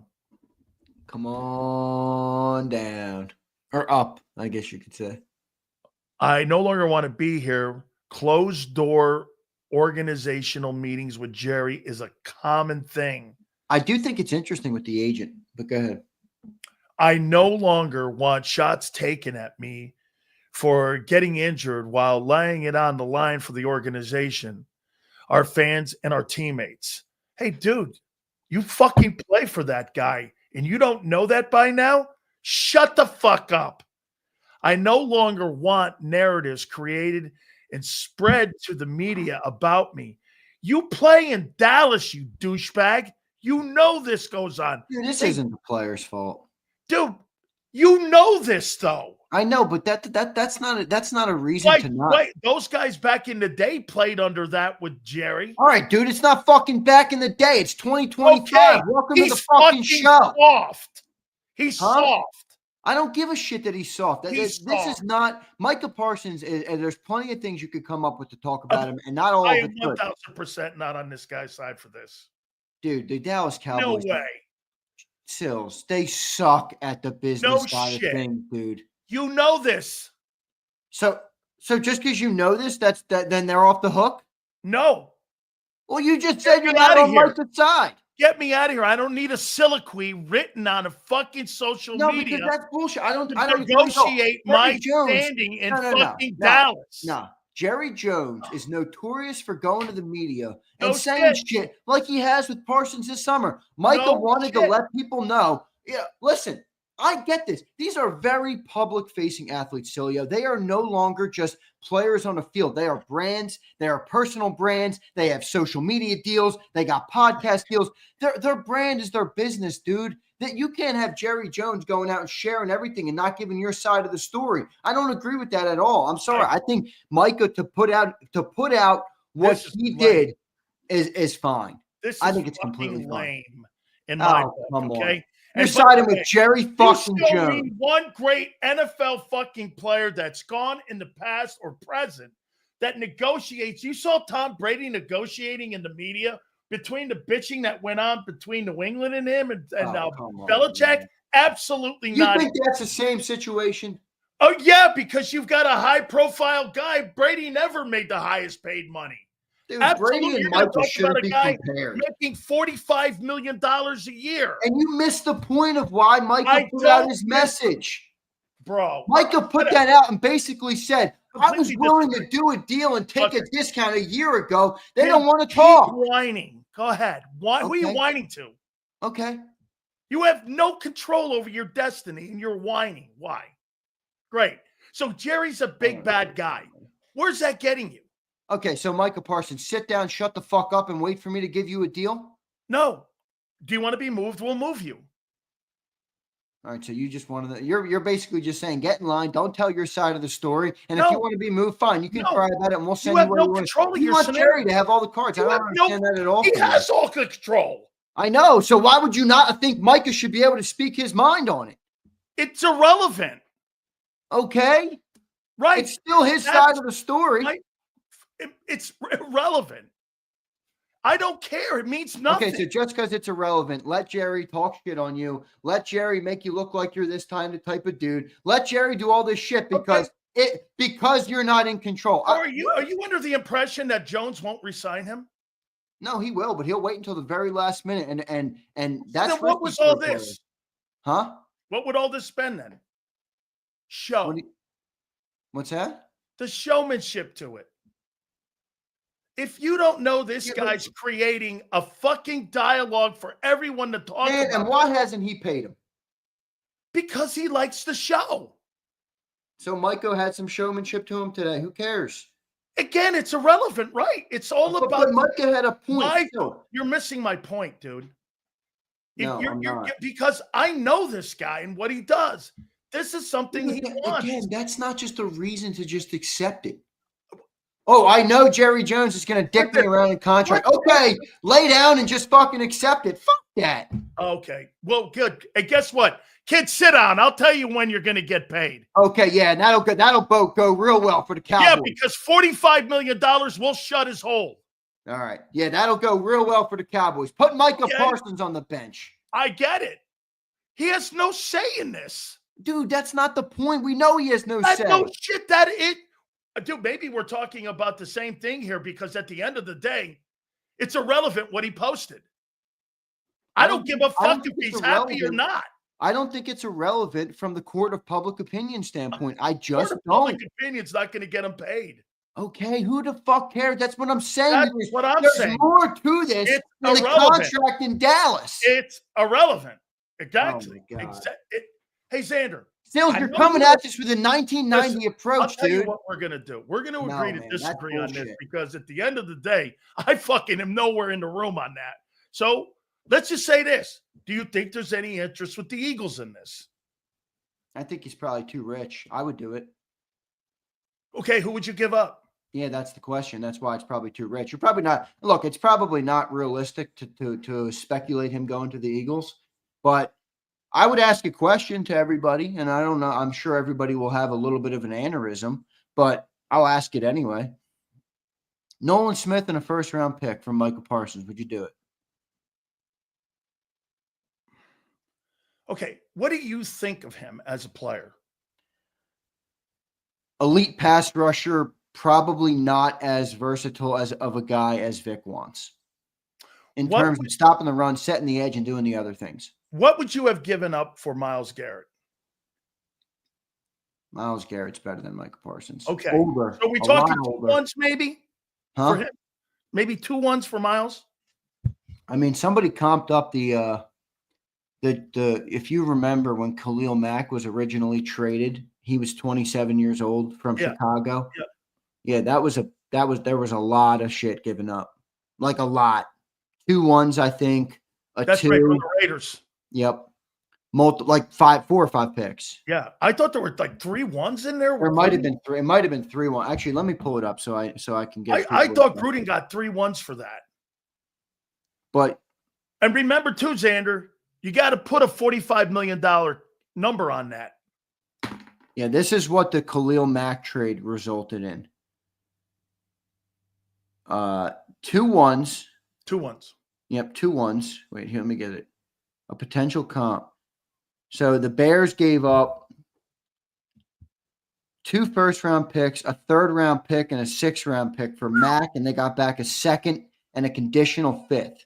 So 2 ones, a pick swap basically from 2 to go backwards to 3. So 2 ones. You're looking at 2 ones. 2 ones. You're looking at 2 ones. 2 ones and maybe an off. See, this is my biggest problem with Parsons because I'm not one of the dudes who's going to tell you Micah Parsons isn't a good player. This is my problem with him. What Sliger says. Sliger says Parsons is not a Fangio edge. Right. Run first. Yep. Edge setting first. Yep. Do you understand? That's why Hassan Reddick and Bryce Huff couldn't make it here. They were pass rush first, right? They weren't run first. Yeah, right. You know, I don't really buy into any of the bigger personality problems with him. I think he would fit into the Eagles well, actually. And probably play better because there'd be 2 better guys that could stop the run. Yeah, and I think that the culture is set. With Dallas, it's a fluctuating thing that is set by whatever is going on at the current time, and that's what Jerry wants. It's a lot different. It's a lot different in Philly. I think he would fit. I actually think he would fit in a little bit. Maybe you would get more out of him because there are so many motivated players around him. Whereas in Dallas, it's a fun paycheck. You're done in January, and you enjoy summers in Cancun. You know, I don't know. Maybe he wants that too. Some players would probably want that versus the Eagles style, which is intense and serious and championship driven and high. I mean, you know how it is, Sills. I'm sure you saw it in your days in college. Yeah. Not everybody wants to play for the top dog, dude. It's a pain in the balls. It is. It's a pain in the balls. So I don't know. I don't think it would ever be realistic. I just threw it out there to try and see. Is it money or is it fit or both? That you think would be a problem. And I think he's worth the money. I don't know if he's worth it in Philly is the problem. Do you think that Howie would ever run something like that by Vic, or would he make the call on that himself again? I don't know. That's one I think Howie would go out of it, man, and make the call himself. But I also think I don't think Howie would neglect that inevitable reality. Like I do think that Howie knows that there would be some complications there with the way Vic has his defense. But I don't know. I mean, I don't know. That would be an interesting one. He's such a high profile player. You got to wonder though, do they got the money for that, dude? They got to pay Jalen Carter $35 million next year. And you're gambling with this too, Xander. How do you know Nolan doesn't turn out to be a better all around player with the run and the pass rushing? Wait a minute. I don't think here's my take again on Parsons. Exceptional elite pass rusher. Plays the run kind of. Okay? He's not bad in coverage. He drops well. He's great at it actually. But the one thing he doesn't want to do is really do the thing that Vic requires the most, and that is set the edge. And to me, that could be a problem, especially in a scheme. Now, to your point, well, you're now in a different kind of environment. You're in an environment where there's a culture that's set for you to be able to go and win. And if you're Micah Parsons, do you do this? Hey, dude, I get a Super Bowl wrapped around my name. With what my name is and my brand that you were talking about, we're talking about Canton maybe. Yeah. So, I mean, going to Philly has to help his brand. And you're inside the division that would play the Cow. It'd be a whole great story for him. So I don't know. I mean, yeah, see, but just to go back to our earlier discussion about it, and we obviously saw it a little bit differently, but like this is kind of why I said that. Twiz comes in and he says he wants $50 million. Well, Twiz, if you read his fucking statement, he was trying to show you that he actually doesn't. He wanted to be the top paid guy a year and a half ago. They would have paid him $30 million, and then it would have been a bargain a year later. Same way we paid Twiz, Hurts, Twiz, $51 million. He was the highest paid guy in the history of football. Now he's not even in the top 10. That was the whole point of Micah's thing was now everybody's going to say, oh, I held out so I could get the $45 million. No, Dallas waited. The market changed. Now this is what my market worth is. And yeah, now I'm going to want it. But I wasn't that dude originally. I kind of liked Micah Parsons' statement, honestly. Well, I know you didn't like it. Let me finish it because, Xander, I hadn't read it all. Well, I understand what you're saying in principle of, all right, you want to fucking trade and you got to write a soliloquy so everybody in the NFL world talks about you all day long. I get that part of it. But if you don't do that in Dallas, man, Jerry's going to keep you on a stick, on a string, dude, and move you like this, you know? Let me go here. But since there is confusion out there, let me clear some things up. I had my agent reach out to the Cowboys last offseason after my third year, which he's eligible for an extension. Right. Hopes for getting a deal done early. By the way, if he was in Philly, that deal would have been done after year 3, just like it is with every other great player. Unfortunately, the team did not want to start any negotiations at that point. Whew. Wow. I was okay with that. I didn't complain and focused on the 2024 season. After the season, I told my agent once again to let the team know we were open to negotiate. When they met at the combine, my agent informed me I should wait for other deals to get done because the price would either go up, but I didn't care. I wanted to secure myself with the Cowboys long term. This was before any of the other pass rushers deals got done. Oh, wait, there's more. There's more. Well, you don't have to read the whole thing. He continues on, and then this summer happened. The season ended. Micah wanted said again, okay, is the contract negotiation going anywhere? He had a conversation with Jerry, and Jerry basically acted like they got a deal done together without an agent in the room. This is not awful. And he told them to fuck off. He wants them to talk to his agent, and now they haven't called the agent. It's like, yeah, he exposed what we all knew, that the Dallas Cowboys absolutely suck balls at the management of players, of contracts, and of the back end things. And this is why this is so important and so ironic and funny to me, because the very reason that we're able to bash Mark Holmes every Wednesday on this show is exactly what Micah Parsons just showed you. I wanted a deal done after year 3. I would have gotten $26 million a year, $28 million a year. It'd be a bargain for them. Now my price tag's up to $45 million. They still don't have a deal done with me. They're going to pay top dollar. We're going to have to get rid of a bunch of other players, and we're never going to be a good football team. That's why I like the statement, because it shows from a player's perspective what the real dysfunction that goes on in that organization and why Jerry Jones truly only gives a shit. Everyone knows that. Huh? Everyone knows that's what goes on. Well, now you got an inside look at it.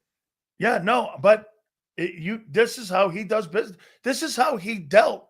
And here's the one thing you got to remember what he does, which is really fucked up. Now, I'll say this to you. Do you think Howie grabs guys like Vaughn coming off the field or maybe in a practice goes like this? Hey, I'm working on something here for you. I'm trying to get something done. You don't think he sits there and tells a player? I could have sworn I heard Zach Bond saying that they had private conversations last year. Well, I don't maybe, but I don't think in that. I'm not talking about negotiating. I'm talking about, hey, we're working on something here. We really want you here. I'm not talking about sitting down going, hey, I want to pay you 45. I thought Bond said that. Yeah, I agree with you. There's probably something there, but I think it's a lot less serious than that. Like, you remember the time when Howie was doing, I don't know, he was at some comedy show or something. I forget the whole story, but he was basically speaking at some comedy show, and somebody asked him about Zach Bond. This is before Zach Bond got paid. This is the middle of the year last season. And he was like, yeah, if he keeps playing like this, I just want to remember us, Zach, so you can give us a team discount, basically is what he said. I think there's lighthearted things maybe, but I don't think Howie. No, I don't think there's hardcore I don't think conversation. he's talking any numbers like that with players, dude. I really don't. I think Howie likes going by the book. That's his style. Do you want me to tell you how Jerry does it? So Jerry will have you come in. You're working out at Valley Ranch. And all of a sudden, he'll come down into the locker room down there, and he'll come down and he'll go like this. Hey, come over here, Michael Irvin. I want to talk to you. Right. So he'll go Micah basically wrote this, what you're about to say. Really?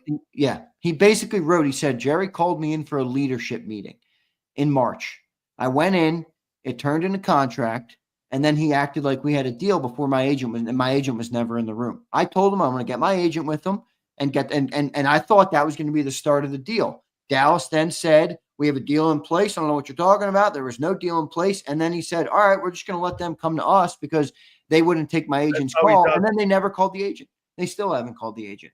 Now it's August 1, and people are going to say, oh, Mike is this, Mike is that. I'm sorry, but Mike ain't no damn diva. All right, this is a game where you're putting your life on the line every play, man. Like everybody else got paid. I think he should be getting paid. What year were you born, Xander?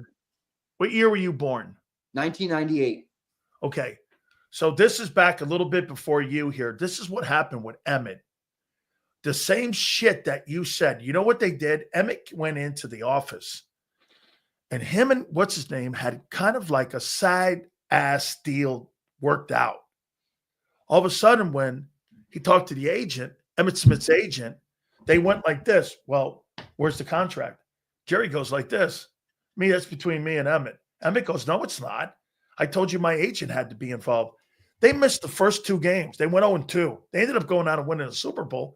But this is shit that goes, if you know this, though, Xander, any Dallas Cowboy big-time player knows that Jerry Jones is going to be involved in contract negotiations with you. He's involved with player assessment. He's involved on player acquisition.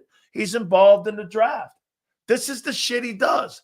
And this is why the Cowboys have won 3 games in 28 years. Yeah, it doesn't make it right. But there's nothing the player being right has nothing to do with it. Yeah. You know what you're in when you're in Dallas. No, I know that. And just because you know what you're in, though, doesn't mean you should do nothing. I mean, look, there are 32 other teams. I bet you 31 of them would fucking pay Michael Parsons a lot of money. How much? Yeah. 45, 50? Are you going to pay him 50? Well, who's the highest? Pay him as much as Jalen Hurts. Who's the highest paid now at that position? Is it TJ? It is. I thought what's his name in Cleveland made like $500,000 more. Maybe TJ makes 41.5. I think he makes 41.5. Now, I personally think Michael Parsons is a very good football player. I think he's one notch below the Myles Garretts and the TJ Watts of the world. I'd give him 40. 40 million. That's what the market is. And this is why he wrote the statement. This is why he wrote the statement, because, he wouldn't be wrong, by the way, to ask for more than those guys, even knowing he's not better. A perfect example would be, look at the quarterbacks who just got paid.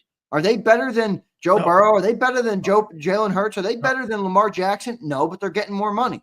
That's the way the market works in the NFL. So if Micah did come in and say, I want more than them now, I wouldn't really blame him, because they're the one who made him play an extra year without getting the bag of money secured. Now they're still not giving him. What he's worth to me, I think he's worth 38 to 40. What I think 15 teams would be willing to pay him would probably be 42. And then you'd probably have a lot of teams like the Bengals who, would have to hold out as well because they can't afford that type of cash. Boy, I'll tell you, if I'm a Philadelphia Eagle, man, I love Jerry Jones owns the Cowboys. They're never going to be good. I'm telling you, we are actually at the point now with the Cowboys. It's not fun anymore because it's laughable. I know they're not going to be good. We all know it. There's no chance. They're not even guys. They're not even trying to compete with the Eagles anymore. No, I know. That's why I said 7 wins. I just don't see it. They don't even care. They're playing a different game. It's the Jerry business game. He's playing Monopoly. Give him credit. He's doing a good job of playing Monopoly. The value of his franchise keeps going up. Now you could argue, is that because of him or is that because it's the star? And it is the Dallas Cowboys, and he inherited a damn good brand as well. Now he's done a good job. I'm not saying he hasn't, but that thing would be worth a lot anyway. Come on, it's the Cowboys. The Panthers are worth $7 billion right now. So the Cowboys imagine if they were good. A lot. But yeah, it's become pretty boring. Just in the sense of, and you see it, like Mark Holmes joins, and I love Mark. I think that's a great segment, whether the Cowboys are good or not. But you can almost see the defeat on his face. He knows. Mark is smart. Mark knows they're not trying to compete. They're just trying to make money. That's it. And Jerry just wants to be in the news until he dies. That's it. How about this? How about sending Terry McLaurin to Dallas you have 3 wideouts to be something that he'd be interested in, and you send Michael Parsons, and you get a third rounder, for from Washington. Yeah, that would suck. I wouldn't want that because, Micah in Dallas, Micah's a very good player. We got to play him 2 times anyway. But he's in Dallas, so we know he's not a real threat. You go to Washington, now I'm like, oh, shit, that's actually a good quarterback. Hey, maybe they're doing some things. I don't know. Who knows? So I would much prefer that doesn't happen. I actually wouldn't rule this out. John Lynch. In terms San Francisco? Yeah, I don't think so, but Money. I don't know who else. Like, who else would be like a real contender on a big-time edge? Would the Bills? Buffalo. Pair him with Von Miller, Joey Bosa. No, is Von Miller still there or is he gone? No, he's now in Washington. Right, that's right. Yeah. Oh, yeah. Duh. How about Baltimore? Baltimore, I feel like they're pretty good on the defensive side. Like, I don't know if they're going to add. It's one, you know what I mean? Like, that would be like a big receiver coming available to Philly, and you'd be like, yeah, they're not going to add them. They're good. Baltimore's got a pretty damn good defense. Denver's interesting. Would you trade Trey Hendrickson to Dallas and then take on, if you're going to pay somebody that kind of money? Well, that's fair. You pay Micah the 40 instead of paying that guy 35. Now, see, if I'm Pittsburgh, I'd be pissed because I'd be like, I would have traded TJ Watt to them, picked up Micah. You got 4 years younger. Micah's 26, man. I know you get younger, and if I'm going to pay $5 million, don't get better though. TJ's a better all around edge than Micah. He is. Yeah. He is. But if you're Cincinnati, doesn't that make sense to you? Because then if you're if you're Micah, you've got Joe Burrow on the other side. Boy, if they send him to Cincinnati, oh, that'll be awful for him. I mean, it's a good team, but he's trying to get paid right now. Well, I don't know if it's a good team. I think it's a good offense. It's not a good team, but it's a good setup in a sense of they don't need to revamp everything to get back to the playoffs. How about they Tampa? need a better defense. Tampa would be interesting. That would make Tampa pretty scary.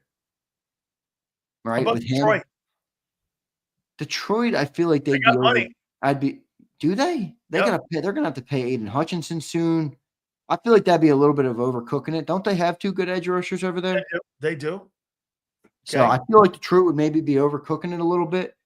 Chargers is interesting. How about the Eagles? No, right? No. Yeah, I don't see it either. Okay. Here's the Eagle deal. Reed Blankenship, Nolan Smith, and a 3rd-round pick. Oh, I don't know if that'll get the deal done from their perspective. And a 1. I'm giving you Nolan and a 1. Take it or leave it. I'm not giving you Reed and a third. Now I'm giving up 2 starters. Fuck that. Well, you think I'll give up an edge for an edge and a 1. Well, you're not going to go straight up for that. I mean, he's not a straight up 1 player. 2. One. And give him one. We got a bunch of 3. 1 and a Nolan. A 1 and a Nolan, and how about a 3? Because we got a bunch of them. Okay. All right. 1 and a Nolan and a 3. And then at the other end, you got to pay 45. Yeah, but you're paying. What are you going to pay Nolan after this season? Depends on how he plays. Now, it's much more team-friendly to sign your own draft pick because you'll be able to work in the 5th-year option. Remember, Nolan was a first-round draft pick. He'll probably take – I'm not saying he'll take a team-friendly, but you get it done. It's already on the books. You know how to work the contract. Probably a lot more team-friendly to sign Nolan, but I like Nolan. I'm just a little bit concerned on the injury long-term. Like, how's his body hold up? He's very good at everything Vic wants him to do, which is great. But can he stay on the field? That's a bigger question. Jim says he'd rather keep Nolan. I don't have a problem with that. I'd rather stay on my plan. How about this? A 1 in Davis. No. Get this. Yeah, no, listen to me. No, I'm not getting rid of. I got 2 linebackers that I have to protect in there. I just invest. Josh B is also right. What if you keep Nolan? We got a lot of draft picks right now, dude. I'm not doing it.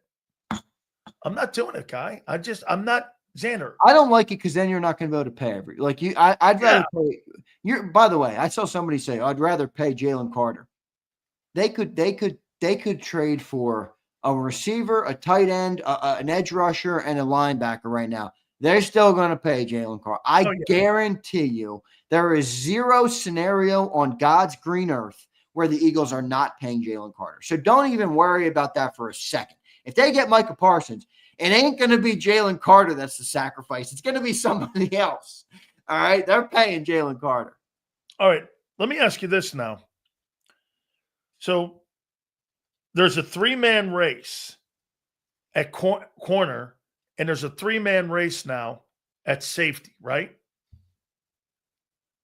Are you putting Cooper DeJean in the safety battle? Yeah. Or no, you putting McCollum. Well, I'm gonna go here. Yes. You're saying McCollum though first. Yes. Okay. And then remember what Vic said. The roster's gonna kind of figure it out. No. So DeJean's not in that. He's your safety net. Safety net.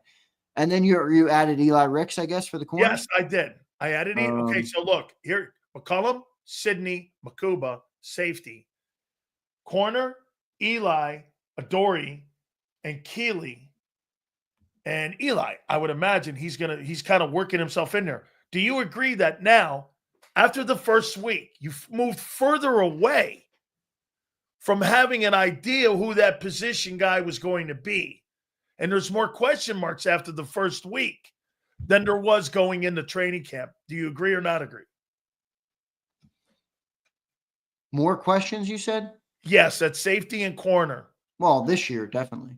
Oh, at large, I don't know yet. I'm talking after the first week that you kind of had an idea that you wanted Makuba to be that guy and that you wanted Keely Ringo to be that guy at corner, right? Right. You come out of the first week of practice, you're going like this. Well, now we got a 3-horse race at each position. And I really don't know who's going to win that job right now. Right. You and I would say this. Fuck, man, the D-line's a little more solidified now than going into training camp than what I thought it was going to be, but it has been. Right. So again, you agree there's 6 guys battling for 2 jobs. Yeah, I mean, a couple of them are shoddy, but yeah. Yeah. Okay. Who wins that safety job, in your opinion? If you had to make a gamble right now and you had to make a call on the opener against the Cowboys on September 4th, who wins that job? The opener or the season? I feel like they could be different. Safety. Yeah, I think we can only go to the opener right now. I think opener is going to be Sidney. And I'll give Brian Pumper credit for that because I used to bash him and say Sidney's not going to win that job. I think Sidney. I don't think Makuba's going to be ready.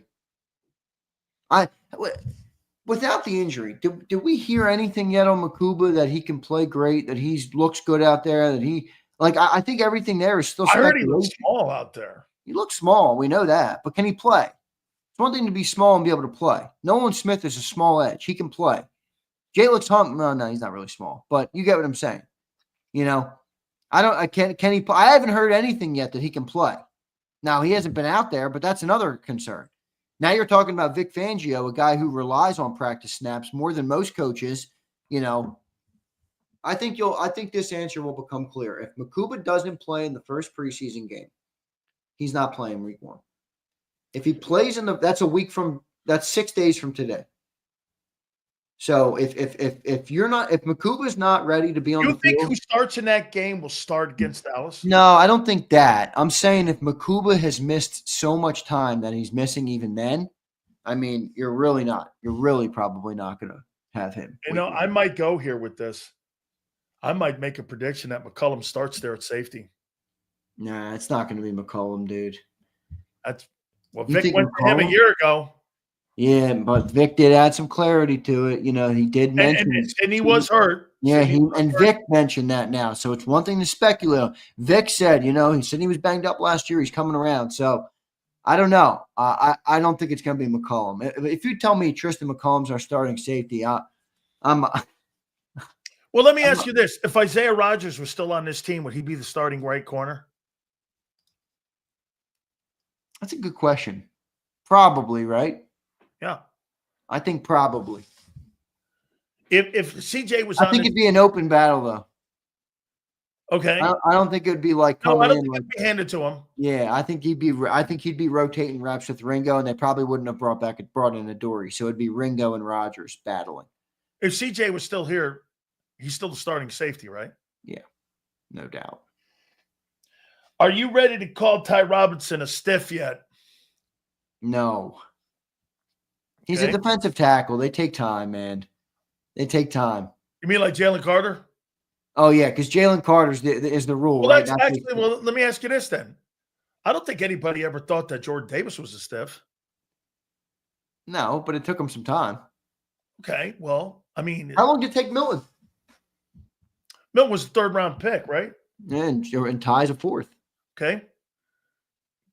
Exactly. Okay, so expectations aren't that high on it. No.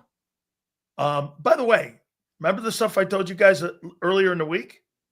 It's starting to rear its head. He's getting stood up by what's the guy's name? Yeah, but he's a fourth-round rookie, you know. I get it. I'm not. I'll say this. I had Who optimism. Who stood him up? Yeah, Mailata. I had No, optimism. a lot of. There was another guy. Some guy stole. Nick Gates, was it? Nick Gates stood him up. Yeah, I mean, look, I'll say this. You ain't sounding an alarm on a fourth-round pick, but I will admit this. I thought he was going to be a contributor year one. That was always an optimistic take for a fourth-rounder. That does not look good right now. Hold on. He may be later, man. He might be later. Abe, he's not failing you yet, dude. No, he's not. No, he's not failing you yet. No. He's going to take some time.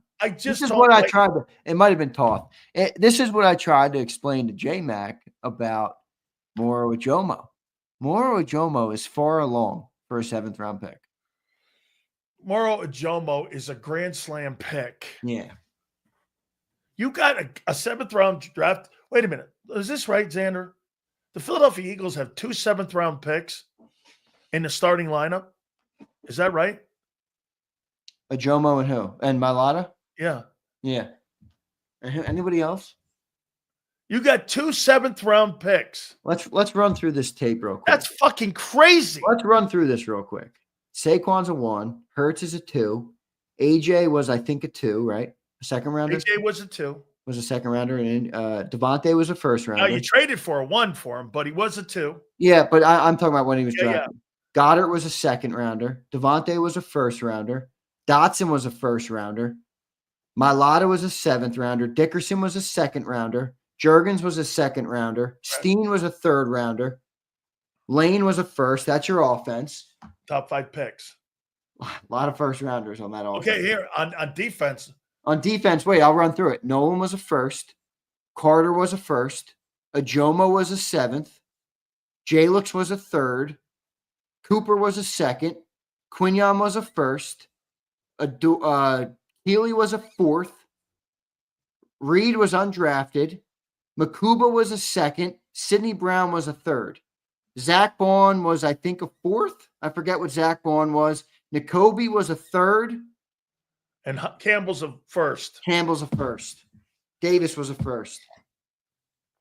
In that front 7, how many first-round picks do you have? You got Nolan. You've got Jordan Campbell. You've got Carter. You've got Davis. So you're telling me you got 4 first-round picks in the front 7? Which is why we're not trading for Micah Parsons. That's right. Right there. That you're not trading. That's a lot of money. All right. Hey, some people here. Remember what Howie said the other day? Howie goes like this: if we spend a first-round pick, as far as I'm concerned, that's like paying a guy, because that's big money here. Okay, so what I got here now? So you don't believe in any way that the offense is struggling in any way whatsoever? Nothing. I don't think they're struggling. I don't think they're succeeding. I think they're at camp. They're at camp. Dude, what the fuck do you think comes Saquon Barkley? Wow. They started running the ball today, and that fucking crowd went nuts. Dude, everybody stiff. Wait, I'm just saying, it was energy. You felt it. And then when they went to the passing game, it kind of wobbled again a little bit. What did your boy ESP give him? Dude, it's camp. Wait, a D-, or a D+, and a C+ in the last 2 days, according to that guy. That's not big sales. I didn't say that. I was just commenting on it, So you're not shit. Okay, so you have no focus. You don't. No. There's not a singular % of me. What did John say? Did John say that he thought that they were what? John said John gave the classic training camp answer he always gives. Which Like is this what? long roundabout thing Like about vanilla ice cream? kind of, yeah. But in a McMullen way, he got information to the Ned, people, which is what they like, and Ned, that's what people want from him.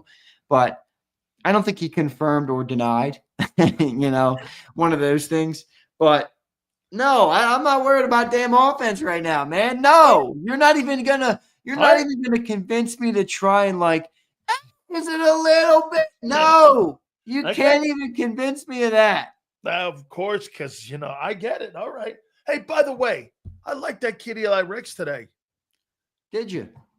I did. I mean, I think liked Ivanka Trump him liked talking him in the too, right? mic. I thought he was good, man. I mean, Ivanka Trump liked him too, right? yeah, man. I mean, I like him. I think. Oh yeah, okay. Who do you think I'm, Prince? And listen here. Hey, look. Hey, I liked him in front of the mic, and I liked how he was talking. I didn't know him and Adoree Jackson were friends like that. I guess they're two LA guys, and they had known one another because they went to high school. He went to Carson, and I know that school pretty well. But hey, man, I mean, where do you think he fits into this, Eli Ricks? I think he was getting cut. Remember I said yesterday, I think he makes the team, dude. Well, he was getting cut until yesterday. Now I think he's making the roster. I don't think he's a chance to start yet, though. No? No. He's too small. He can't. He's awful in run support.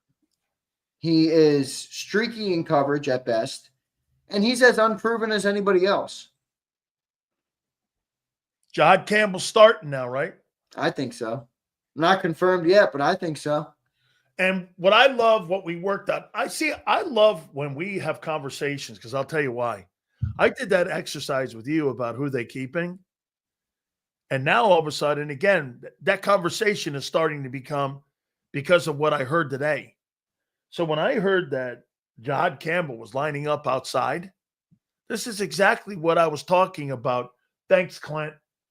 That they were trying to save 2 roster spots by putting Zach and Campbell outside in rotation.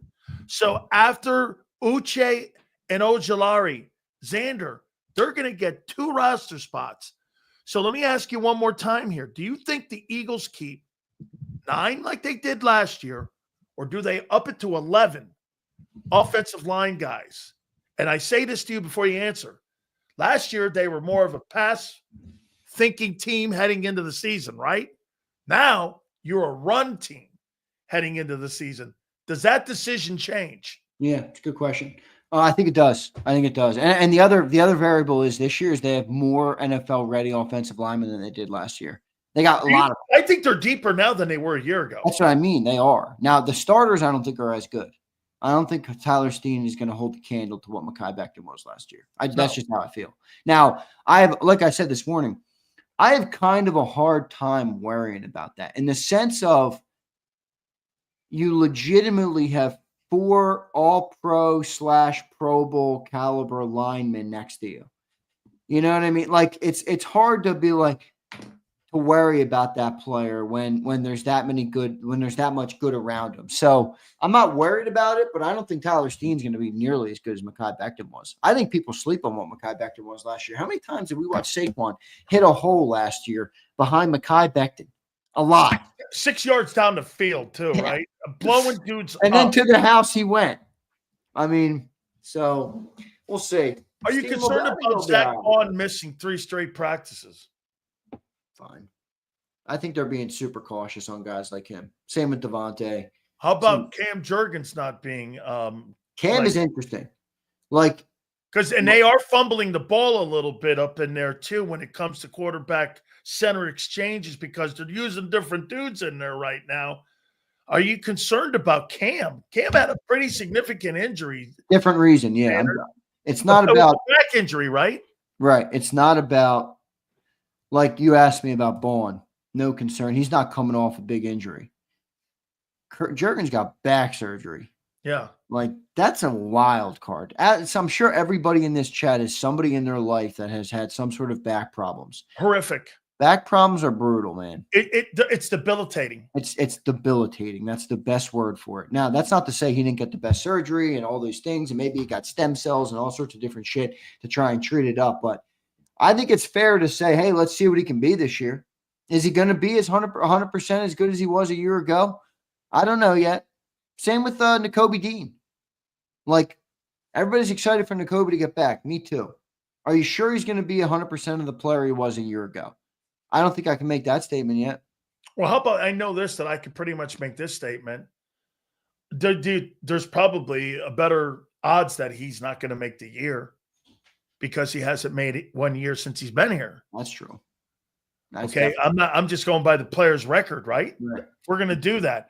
All right, Xander, let's get to some supers, homie. All right, by the way, you do believe Micah ends up getting signed, though, by Dallas before the start of the season? Yeah, I got to think that's – you don't Would think you trade him? I don't think they're actually going to trade him, do you? I said this, man, a couple days ago, and I said it a week ago. You might want to take that Michael Parsons deal and try to get a Jerry Jones version of what Jimmy did with Herschel Walker. Dude, the Cowboys have so many holes. O-line, D-line, linebacker, running back. I mean, really, you sign a guy for $50 million. How does that help you win 12 games? Well, if Howie had that many holes, do you think Howie would – if Howie had the roster – if Howie had the roster of the Cowboys right now, would he pay Micah 100%? Would he pay Micah? Micah would have been paid 2 years ago. Okay, that's a different yes. But he would. Okay, if Jerry fired himself and hired Howie Roseman today, I think the first thing Howie would do would be sign Micah. You don't let players like that walk out the door. You just don't. That's bad football. Those players, whatever you think of Micah Parsons, all right, at large as a player, those players are rare in the league. All right. There's not that many dudes that are that good. Every team has hopefully 2 to 3 to 4 guys that are that good. Chiefs let Tyreek Hill walk. Different. Wide receiver. He was voted last year the best player in the game. Different. Wide receivers different than an edge. Wide receivers are growing on trees right now in college. Edge rushers are not. And even the top guys, even AJ. Exactly. Twice. Once, excuse me. AJ's been moved once. So I threw out Nolan Smith earlier for Micah. I have a more realistic one that would be probably more true. And I don't think the Eagles would do this. And I wouldn't do this so let me preface it before you emotional people in the chat start going crazy. You know what would realistically have to go for the Eagles if they wanted Micah? AJ.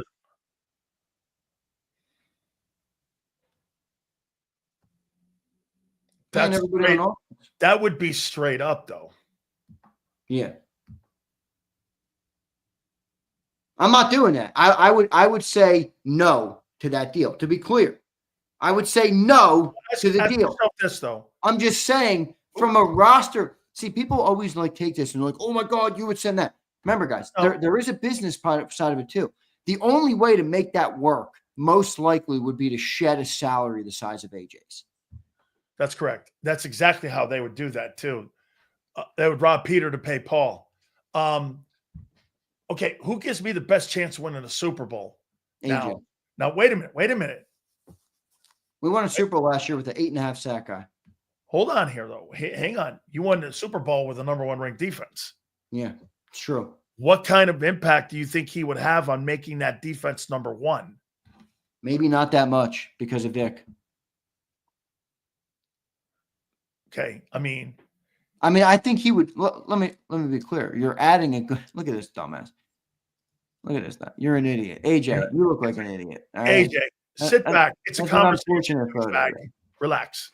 I might want to change that profile picture. Well, wait a minute. You know what? Not quite as good of you as you think it is. Hey, AJ. Well, let me tell you what. If you're going to ever make a conversation about trading for Michael Parsons, Xander's exactly right. You're not trading fucking Tyler Steen for him. You're trading a top flight guy. By the way, Nolan Smith is not in that room. See, this is interesting. Here's a Dallas fan checking in. I'm a huge Cowboys fan, but I would have traded Micah 2 years ago. He's just a pass rusher, undersized and can't see the edge, gets washed out in run defense. That's my take on him. That is totally my take on him. Do you know, Xander, that the 3 years he's been a starter there, they've ranked 19th in total defense? You're going to pay that guy $50 million. Like I said, I've been saying it and harping on it. 3 guys you're going to pay that kind of money to win 7 games. I'm not going for Micah. I was just throwing it out there because here's one thing we can all guarantee. And Howie told us this in an interview on, I believe he was on with Jason Kelsey and them guys a year ago or whatever it was. It was. He calls about everybody. Howie wants to know what the market is. All right. So he's going to call and figure out what the market is. He's going to go like this. He's going to have 2 boards. What's my team look like with him? And what's my team look like without him? And he's going to look at it and go, what are the pluses and minuses for me making a move? First and foremost, he has to go to the owner and go, could that even be a possibility because of the finances? You know why the owner would allow it? Because of what you just said, Xander. He would have to take something. So he'd have to go upstairs and tell fucking Jeffrey Lurie, we got to trade AJ if we want to be a part of this. Yeah. Or I wouldn't do it, though. That means you would have 2 $40 million a year guys and a $17 million a year linebacker playing on your defense. I'm not doing that deal. It's not realistic. No, it's not. How do you feel about the edges now? A little shaky. Here we go. This is why people said Brian's an idiot. See, I think I just roasted AJ and he was responding to Brian Pumper's super chat. My bad, AJ. You're handsome. All right. Good profile picture. I was just calling you out because you called me out and you wasn't calling me out. AJ, my bad, big dog. Stay with me. Would you be willing to swap Hurts for Micah? I would, and they'd be getting a Super Bowl MVP. Jared would do that in a heartbeat. No, he wouldn't. Why would I want to get rid of Hurts? Why would I want to go when I have Dak Prescott does not fit what they have because they have nothing. Jalen Hurts is like, you know what he is? He's like the carburetor that fits in an engine that makes that engine run smooth. Why are you going to Johnny Mac is going to be so wound up tonight because he knows Eagles fans are going to be asking. He's going to be like, no, it's not happening. Stop falling for the big name trap. No, everybody, you're all stupid. All right, McMullen. I like what you did, though. Finally, you got a chance to do it. A.J. Brown for Micah Parsons. I'm not doing that. That's interesting, though. Yeah, but why would you do that? We suck legitimate ass when AJ's not on the field. You want to sign a pass rush exclusive guy for $40 million? That's dumb. Would you trade Mulata for Micah? Fuck no. Fuck to the fuck of the fuckity no. No. Excuse my French, but absolutely effing not. Jordan Mailata? Are you kidding me? Tell Jalen Hurts that. Go tell Jalen Hurts I'm trading Mailata. He'd say, "Hey, no, you're fucking You're awful deep at O-line. I don't give a rat's ass. I'm not trading Jordan. Well, again, what you need to tell Eagle fans, Xander, if that conversation ever was real, those are the names that have to be brought up. Yeah, I know, but the Landon Dickersons of the world, you're not in any way whatsoever going to be doing this. Well, I'll trade you Munden and Reed Blankenship and fucking that's not going to cut it. Josh B said it. We got picks, man. Use the picks if you want them. Okay. I'm not trading AJ Brown. I'm not trading Jordan Mailata. I'm not trading even fucking Landon. How many more years does AJ have on the Eagles? He's under contract through 2029, dude. That doesn't matter. How many more years does he have on of guarantees? I think he's got another 2 or 3 years of guarantees. Okay. So you think he's here another 3 years till he's 31? I think I think he could be. You think he retires an Eagle?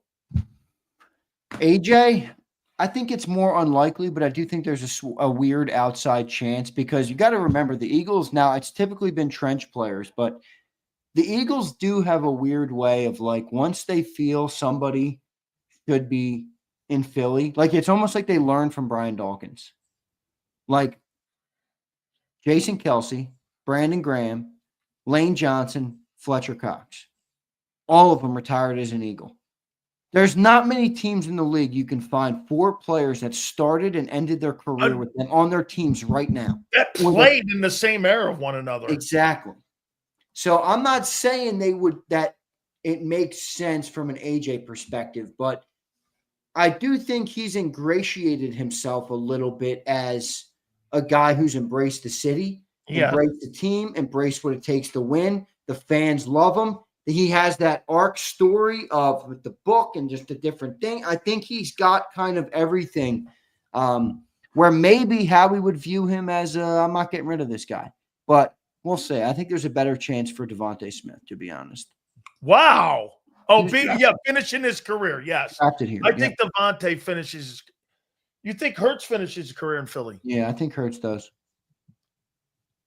Well, Brady didn't finish his career in New England. That's going off of maybe not. I mean, look, it's always a possibility they don't, but that's going off. I'm taking Hurts' 4 years and what he did and saying if you extrapolate that out for the next, let's call it 8 more years, and it's even comparable to what he's done in the first 4, I think he retires in Philly. If there's some sort of big drop off, yeah, I mean, you're probably going to move on from him at some point. He'll go for a change of scenery. But if he's got, let's just say he wins 1 more Super Bowl, he's going to retire in Philly. We've never had a quarterback do that. You're going to let that guy go? I'm just saying that Peyton Manning and Tom Brady and Aaron Rodgers and all these first ballot Hall of Famers, none of those guys have retired. You think the Patriots? Wait. All right, agreed. Good point. Wait, you think the Patriots regretted that? No. Oh, really? Yeah. They haven't done legitimate shit since that guy left. Do you think the Bulls regretted getting rid of Jordan? Probably not. What have they done since? Yeah, but the difference with Jordan is that Jordan didn't do anything when he went to Washington. Maybe because Jordan was older. Well, Brady was 44 when he went. Brady won a damn Super Bowl. I got it, but I don't really think. I think they wanted because they wanted to placate with Bill. Okay, that's good. And then Bill's gone. It's a great argument. It's a great argument. Do you think they regret keeping Bill over Brady? Well, I think there's I agree with you. There's 2 ways to look at it. It's well, Brady didn't finish, so Jalen wouldn't finish. But you could also look at it and say, do we want to learn from the mistake they made of moving on from Brady and just let Jalen finish his career in Philly? Do you think New England made a mistake by keeping Bill instead of Brady? I don't think if they got rid of Bill that it would have guaranteed Brady would stay, though. So I don't really it's tough to view it in that light. But I think if they had their choice today in hindsight, yeah, they would have picked Brady. Do you think Jalen Hurts will stay in Philly if Howie ever took another job? Just he would stay, knowing. I think that would change maybe his desire to stay. But I mean, if he's under contract, he's under contract. Again, you can move contracts, bro. You know that better than anybody. Yeah, I know. I mean, because then remember, this guy's about winning. I've been saying it's time to give Howie. If Howie's becoming such a hot commodity, people think I'm crazy when I say this, and you're probably right. I probably am fucking crazy. If Howie continues on this run right now, it's only a matter of time until one of these owners says, I'll do anything. I will give you 2% of the fucking team to come and be my general manager. I'm not saying that's realistic. I'm just saying that's a hot commodity right now in the National Football League. And if Jeffrey Lurie wants to make sure that guy doesn't go anywhere, it's going to take more than a 3-year contract. What's a 2% value of an NFL team worth? 2% of the Eagles would be $200 million if you valued them at $129.8 million would be the evaluation of 2%. So they'd give him 2% of 10 bills. Is what? 200 million. 2% take in an average NFL team is worth approximately $129.8 million, based on the average team value of $6.49 billion. Yep. And the Eagles just got valued at 7.5. So call that number 140. Okay, so that'd be $140 million. You don't have to give him it in cash, by the way. It's equity. By the way, I don't really think that's a lot. You just gave Jalen Hurts more than that. $250 million. And for 4 years. Yeah.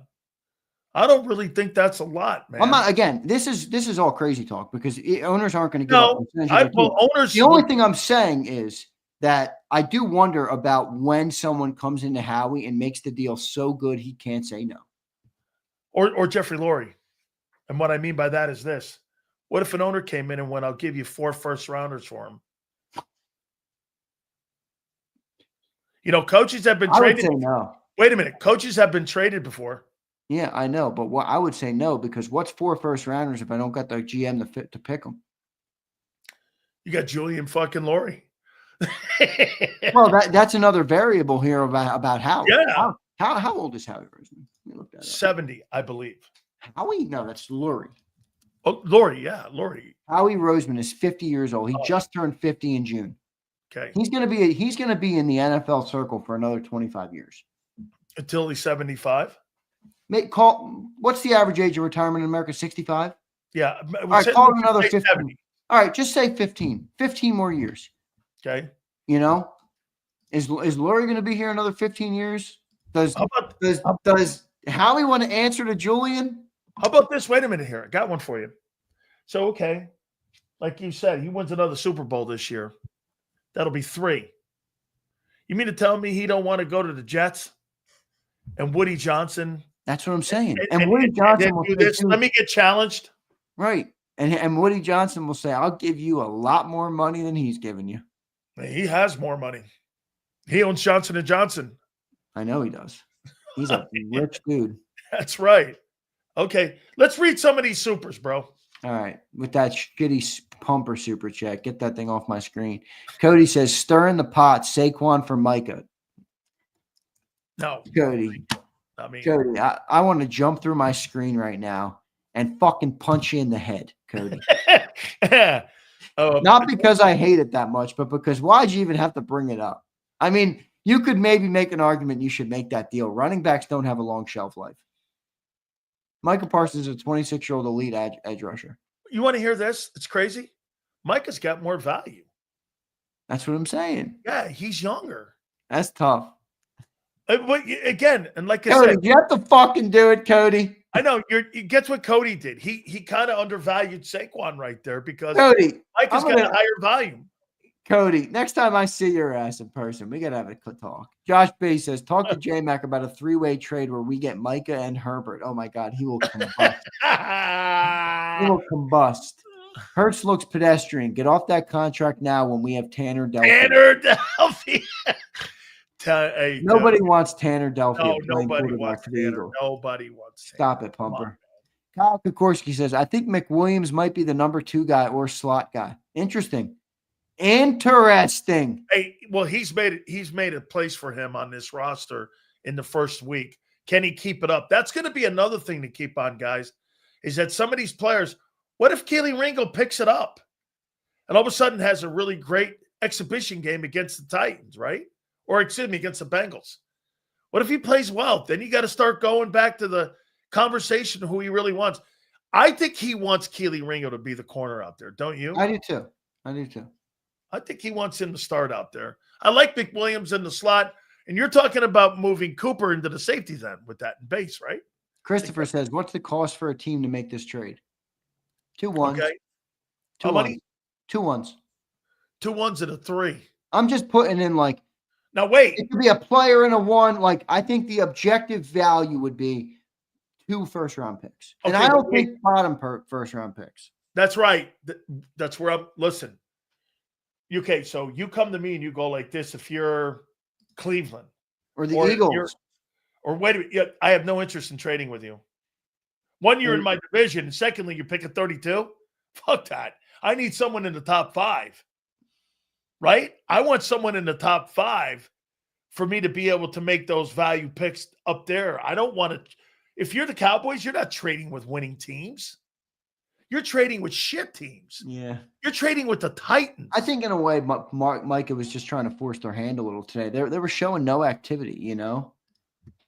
I don't Oh, I know. think Maybe he Jerry will stiff him, but that's a funny. Jerry will get the kick out of it, and then Michael. I mean, Jerry won't get the last laugh because Oh, his Jerry team loves this. blows.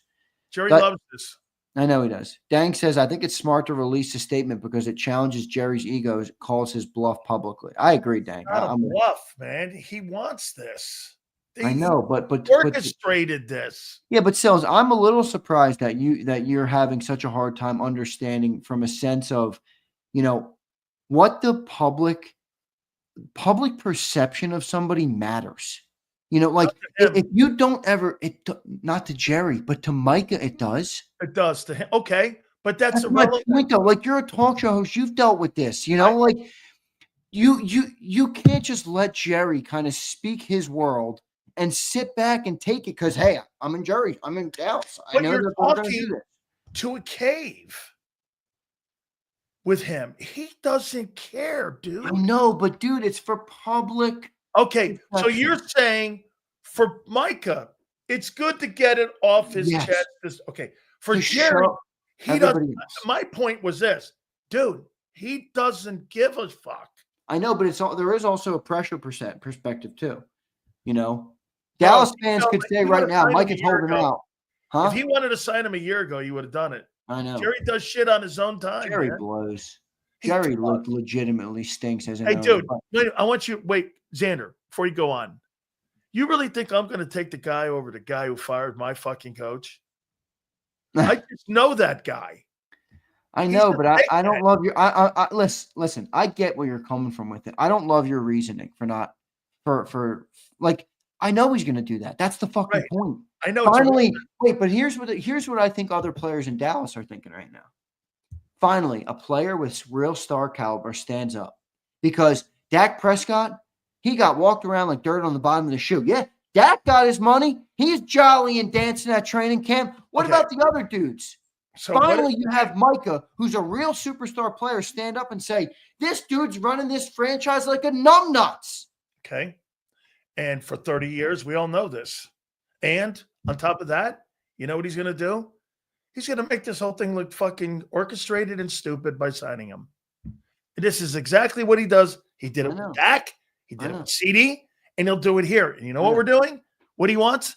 You and me talking and debating about it. That's all he cares about. I know. So at the end, it doesn't really matter. That was my Sandra. I'm not saying the player doesn't have a bitch. I'm saying that this is all orchestrated by this guy. I know. Look at my boy Cody. Cody, I want every problem in the world. That's where you're wrong, bro. He says, purely starting shit. You don't want these problems, see? LOL, love you, boys. Cody, I want every problem. All right? Don't fucking play with me, Cody. I ain't the guy either. All right? I like talking about all this shit. I like talking about tactical. I like the fact that the Eagle fans are even thinking about one. Hey, they're not. Wait, we don't want this. Okay, out of how much of a percentage of the Eagle fans do you think want Parsons on the team? Well, I think there's a percentage that knows he's a pretty good player, and they've joked about it in the past. So I think there's like a joking element of, hey, it'd be fun, get Micah Parsons. But when push comes to shove, it doesn't really make a whole lot of sense for us. Let me keep rolling here. Tough week for Sills. I got Xander 5-0 for the week. Ice your wounds this weekend, my friend. You know what? Get 3. I've had a grand slam. Keely Ringo will be beat out by week 1. And like I said, your safety position, you got 6 guys, as I told you in the offseason, battling. I've had a phenomenal fucking week. By the way, I've not been wrong at all at anything. I told you Ty Robinson was behind the sticks too. Hey, I'm good. I feel awful power. And by the way, Eagle guys, banger. You should back your Eagle guy. JD3 with a banger. Absolutely. Hey, JD3, when you get a take right, let me know. Here's a guy screaming in a hole who's 0-7 himself. Just dropped. Guy's fucking terrible. On your Football Friday show. Terrible. He dropped a nuke on There's your not a Friday. guy in here that's like JD3 that's on a losing whim. This guy is so bad. How's it feel to be down 5-0 after the week? Never happened. Aunt Betty, what's your score this week? Aunt Betty, what do you got? You I've had a grand slam. Aunt Betty, I know you have a hard Maybe time one breaking thing. from big sales, but I Maybe know one you got thing me I've been 5-0 wrong this on. week. Name me one thing I've been wrong on this week and so far in the exhibition season. That your corner and your safeties would be a fucking 6 dudes trying to fill 2 spots. We'll see. JD, Okay. this is how you know you're right. Look at him. He can't shut up. I'm good. Oh, I've had a phenomenal week. Oh my God. Grand Slam Sills. A JD3. And by the way, it ain't absolute even a banger. fucking meal at Denny's. A This is JD3 Grand banger. Slam. What a great week. Oh, Look at by the way, Bone. Jeff Bone dropped 10 beans and says apologies to Aunt Betty. for who? For what? I don't know. I think he just wants her to know that we Hey, love her hey, here. hey, And if Jeff. he sees some stuff that makes Let me her tell you uneasy, something, Jeff. Aunt Betty gets into the fire. She's got to take the fire. You want to start barking some fire? You got to take the fire too in here, man. Just remember that. Xander doesn't take any bad shit towards Aunt Betty, though, so we're good. dude, I'll tell you what. It must suck to be down 5-0 to me this week. Absolutely a fucking lie. Woo! I know. Ready? Where the Sileo What did fanboys? you win this? Name me one argument you won. What do you mean? I've dismantled everything. You tried to get me nervous about the defense. Tried to get me nervous about the offense. You tried to get me nervous about Patulo. You tried to get me nervous about everything that's happening in camp. No. And I'm just responding on what people are saying at practice. I dismantled. You dismantled. Not what? You dismantled the fact that the offense this week has blown passing-wise. How'd you dismantle that when everyone saw it? How in the world is that true? Bonehead, I love you, brother. Ertz is getting D pluses and C minuses by your boy, ESP, and yet guess what? He's fucking playing great ball. I can't wait. Oh my God! How about Rich just saying $10? Dank Bird Gang. Rich, thanks, dude. Dude, that's awesome. You look better with the Jerome jersey. Jeff, have I showed you Jeff Bone in the Jerome jersey? No. Oh my God, it's tremendous. What you got planned this weekend, dog? I'm going to my girl Ocean City. I thought you hated that place. Oh,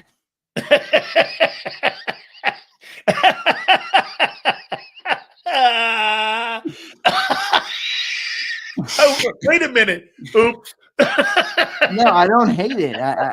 I'm a Cape May guy. That's all. Hey, Xander. Oops. Yeah, what the hell, man? I don't know what you're talking about. Holy shit. Let me find Jeff Bone, the Bonehead, in the Jerome jersey. I got a fucking, hey, man. Look. Fly today. You feeling fly today? Oh, shit. Dope. Look at the lid, too. He's got a flat brim. I'm feeling fly today. Oh, look at his shoes. And the socks. Look at that, man. I like the lid. All you need now is a blunt. Oh, you got it. This guy's blowing dubs, and he's in the Jerome. Hey, Jerome would be awful proud of you, my friend. This dude, Jeff Bone, the Bonehead, is iconic. He's iconic. Jeff. I love him. Okay. Hey. All right. Hey, Xander, are we good? I think we're good.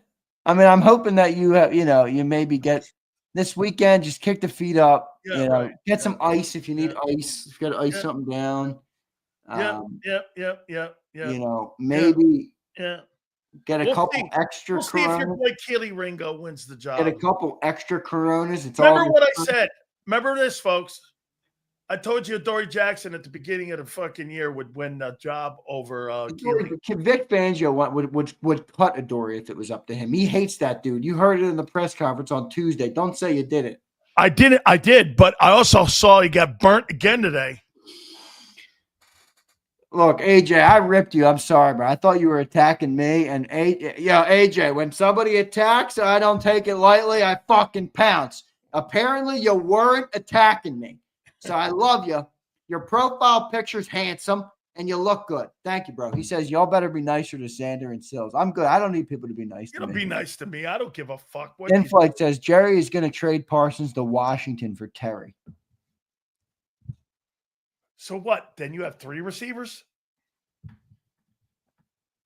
Then you would have, CeeDee's in the slot. You put Terry out wide, and you got Pickens and you got Dak. Does that make you better? I don't think he would do that. But right. What? Why? You're not going to pay Micah 40 to pay Terry 33? What about Micah to Buffalo? I think that could be realistic. I don't think they're trading him. You send Bush and a first rounder to Dallas because then Dallas has a running back. You remember Bush is under contract. Remember he wants a new contract. That running back up in Buffalo is pretty good, right? Wait, is this a new JM or is this the old JM? You remember the one JM? So JM, I don't know if this is the actual JM, but there's an old JM that I've removed from the channel because you had a show one day where you were a little extra hard on Jalen Hurts. I'll just say that. All right, this was years ago. This was probably 2 years ago now. And he comments back, like 20 comments after the show. I just called the NAACP on you, Dan Sileo. I'm like, all right, this fucking scrub's getting out of here. If you can't handle some criticism of your quarterback. And then wait I a don't minute. know if that's him. That might be him. I was talking about Jalen's passing and his passing technique, and this guy somehow tied that into the NAA. I don't, JM, you're not the old JM then. You're not. Just tell me you're not the guy that called the NAACP, and I will know from now on that it's not you. JM goes. So here's his complaint to the NAACP. Now he cries about Jacob and all the other Eagles. Wait, I got a guy in Philly. He's really being racist in the fact that Jalen Hurts can't throw the slant pattern. Oh my God! It might be him. It might be him. Only in sports talk could you get shit. Let me make sure I got all of our supers because we were getting them a lot. Cody said we saw the real Jerry back in the day. Ask Jimmy. That's right. Yeah, because what happened is Jerry had to sit back and watch Jimmy do all the work, and Jerry didn't like it. He's been the worst. If you had to pick the worst general manager in football, would Jerry be it? Contract-wise, right? Worst GM in football, you said? Contract-wise, definitely. He's paying Dak $60 million. No other quarterback's even above like 55. He like wasted money on Dak. Would you take Trevor Lawrence or Dak? I'll take Trevor. I'll probably take Trevor too. Yeah. I feel like I can mold that guy better. Put him on a better team. Right? I would take Trevor Lawrence over him. Would you take Herbert over Herbert over Dak? You know what I've learned about Dak? Because I actually used to be one of the Eagle fans that actually wasn't like a Dak hater. I was just like, look, it's not all his fault. I don't hate the guy either. No, but I used to say Dak's a pretty good player. He's accurate. He can throw the ball well. He moves the ball around the field. He spreads the ball around the yard. He's decisive with the football. I used to comment, you know what I don't like about Dak that I've learned over the years? I don't like his mindset. I don't like his mentality. I don't like his approach as a man. Tell you something. Go ahead, finish this. I don't like the way he handles his business. I don't like the way he treats how he carries himself as the leader of a $10 billion organization. I don't like that part of it. It's not about the football field for me. I don't like the way he's a leader and the face of the franchise. How about this? You want to hear something Bruce Arians and why Tom Brady said about Jalen Hurts? I got this from Bruce Arians today. You want to hear this? You're going to fucking love it. So Tom Brady, when he's in practice, okay, and he was in practice with the Buccaneers, you're going to love this.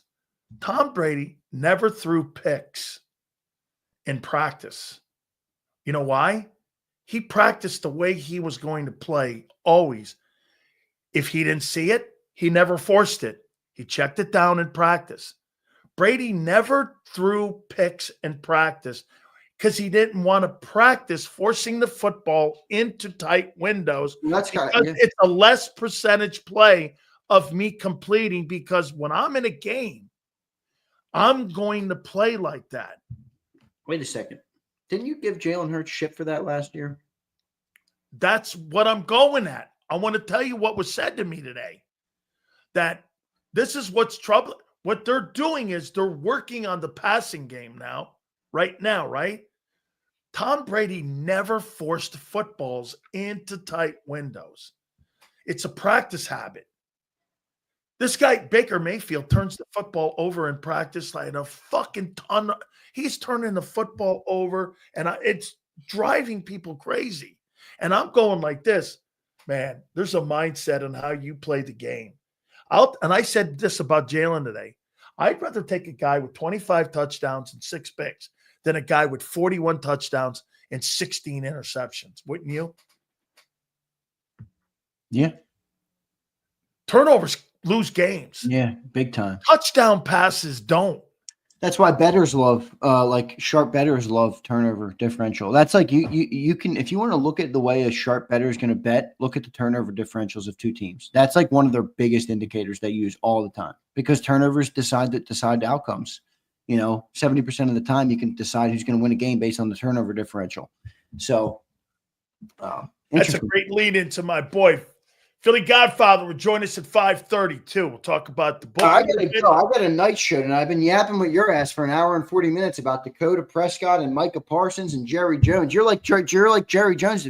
Now I know why you got the cowboy helmet above your head, because you're a Jerryite. You're a Jerryite. Yeah, that's right. I like the guy, but you're a Jerryite. Like the guy who fired my coach. You're a Jerryite. No, I'm a Jerry realist. I know the guy's a dick. You defended Jerry today. He's I a didn't clown. defend it. I know who he is. You're missing that point too, not defending it. You're arguing with a guy who wants you to argue with. But just because I know who he is doesn't mean I'm going to let him be who he is. But again, you and me, it matters. To him, it doesn't. Yeah, you don't care. But to Micah, for Micah. Okay, great. So he's hollering in a hole. He's hollering in a hole that no one's listening. Wait a second. I hear stories of my grandfather back in the day. Did you listen to me or did you wait to speak? Wait a second. Let me hook you up on something. You think that Micah Parsons' words matter? They matter to him. Wait, they matter to him.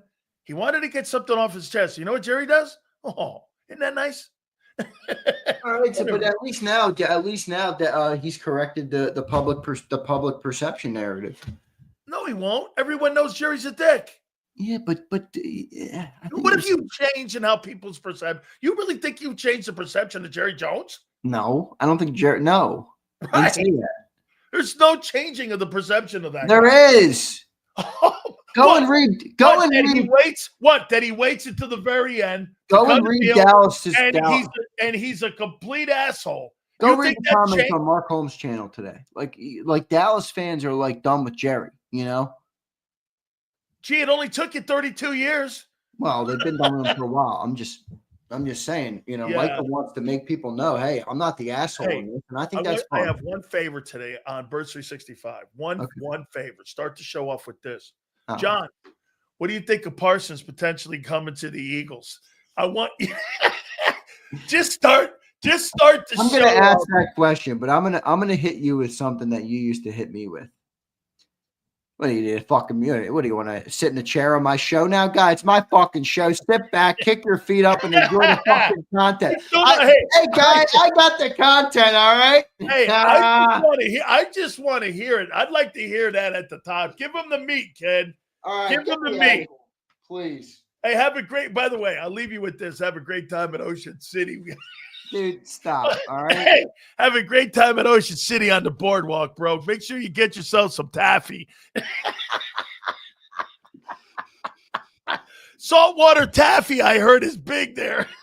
I might just sit in the Corvette. Big Z, we'll catch you later, bro. All right, buddy. I appreciate it. See you, everybody. Love all you guys, man. Got you, man. I appreciate it. That is Big Z. Absolutely, man. I don't know if I was supposed to say that there. I got to pay some bills here, man. Hey, Big Sills, man. By the way, before we pay some bills, Jerry's a savage. He said he heard louder screams to pay CD. He didn't say that. Please tell me, because a twist, if he said that, that is exactly what I'm talking about. That's exactly what I'm talking about. If he did say that, I wouldn't trade for Diddy Parsons on a 9.5-foot hole. Wait a minute. Did he really say that? Twiz, please tell me he said that. Jerry's a savage. He said he heard louder screams to pay CD. Wait a minute. This is exactly what I'm talking about. Hold on. Oh, my God. That's exactly what I'm telling you. Jerry Jones said, I heard louder cries for CeeDee Lamb to be signed. Oh, my God. Oh, he is a fucking savage. That is exactly what I'm talking about. Parsons is posting shit on Twitter. Jerry goes like this. There were more cries for CDs being signed than him. This is beautifully orchestrated by this guy. This is exactly what I'm talking about. Jerry Jones went savage. More interest in me to sign CD than Micah.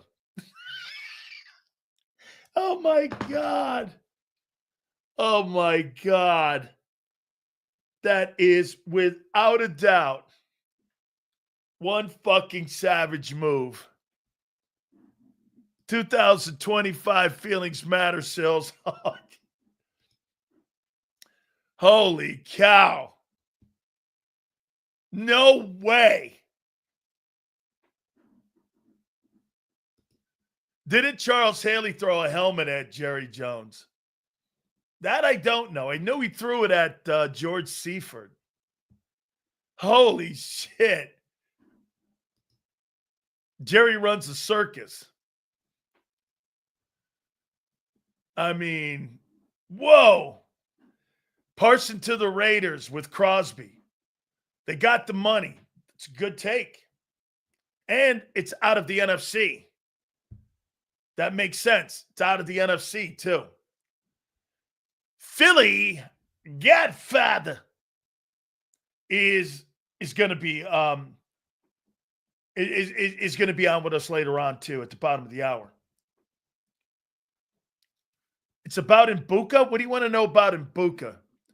Emeka Mbuka, breakout rookie. I'll tell you, man. I think he's going to be a great football player. I do. I think, and he's going to get targets because Godwin's out. And Godwin's going to be out probably for the first 4. And they may get him. They may not. They may get him back, and they may get Tristan Wirfs back for the Eagle game. But they may have those 3 dudes. I'll tell you this. They easily could have the 3 best wide receivers in pro football as a group. The 2 best are Philly, Cincy.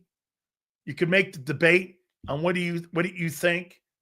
But the best 3 receivers, also Los Angeles, you could make the comments that 3 Mbuka, Godwin, and Mike Evans. Is there a better 3? And Mbuka will be better than Jahan Dotson just by the simple fact of volume. You don't really throw a lot of passes to your number 3. That's not a bad idea. Parsons to the Cardinals. All right, let me pay some bills here. Folks, our great friends at Morgan & Morgan are proud to be part of the program. And once again, how about this? These guys are re-upping with us. They're sticking with us. They're staying with us because they have for 25 years. We are so proud to have them part of the program.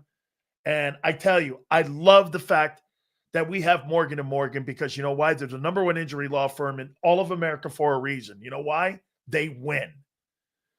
Thousands of attorneys from coast to coast, family run. This business has been around for over 25 years and family run. I told you why John got into personal injury is because his brother was injured and he got it and went into the business. And he said this, no one will ever take advantage of my family or your family. Do me a favor, folks. Log on if you have any issues or if you've ever been injured. The number 1 injury law firm in all of America. forthepeople.com/big sales or pound law 529. That's FORthepeople.com/big sales or pound law 529. And do me a favor, you tell them Big Sales sent you. This is Eric. When he got injured in a car accident, he called Morgan & Morgan. He not only gets a lawyer, he gets trial lawyers like Sam and Jessica who are in it to win it. He gets his own investigators with briefcases, leather ones. And if you ever have questions, our customer service folks keep things rolling. Injured? We're your army. Morgan & Morgan, America's largest injury law firm. Your financial future is on the line.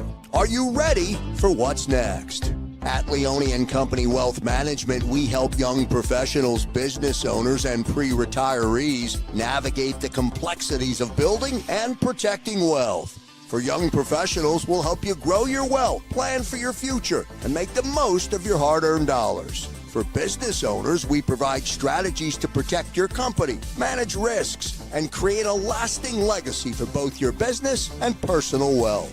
For pre-retirees, we'll design a plan to secure your retirement, ensuring you can live comfortably and confidently in your next chapter. Whether you're just starting out, managing a thriving business, or preparing for retirement, we're here to help you take control of your financial future. The first consultation is on us. Get the advice you need without the cost. Let's make your financial vision a reality. Take the next step. Scan the QR code to schedule your free consultation today. And of course, go Birds.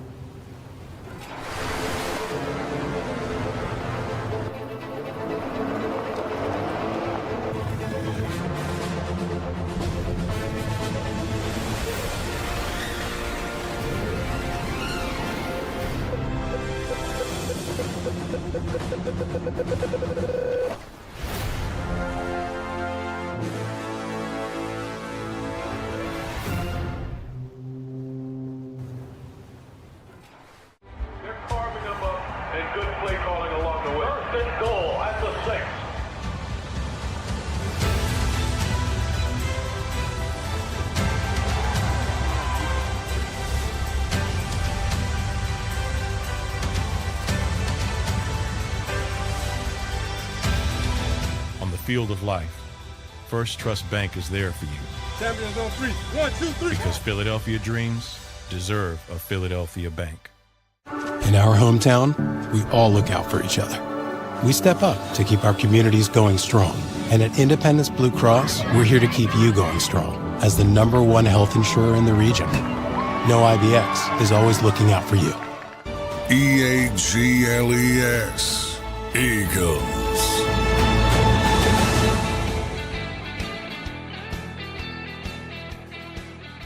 Hit the like button. By the way, that deal with Kansas City and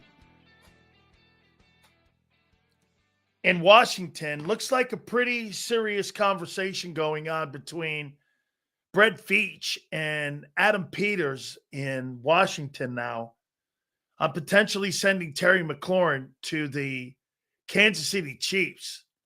Boy, Kansas City Chiefs in week 2 with Patrick Mahomes clearly improves their game and their team and their approach.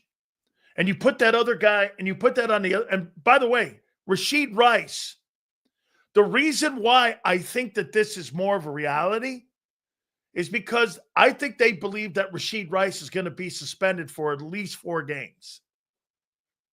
So that's why this kind of makes sense, because of that whole problem that he had in the offseason, that would be something that would we had home week 2.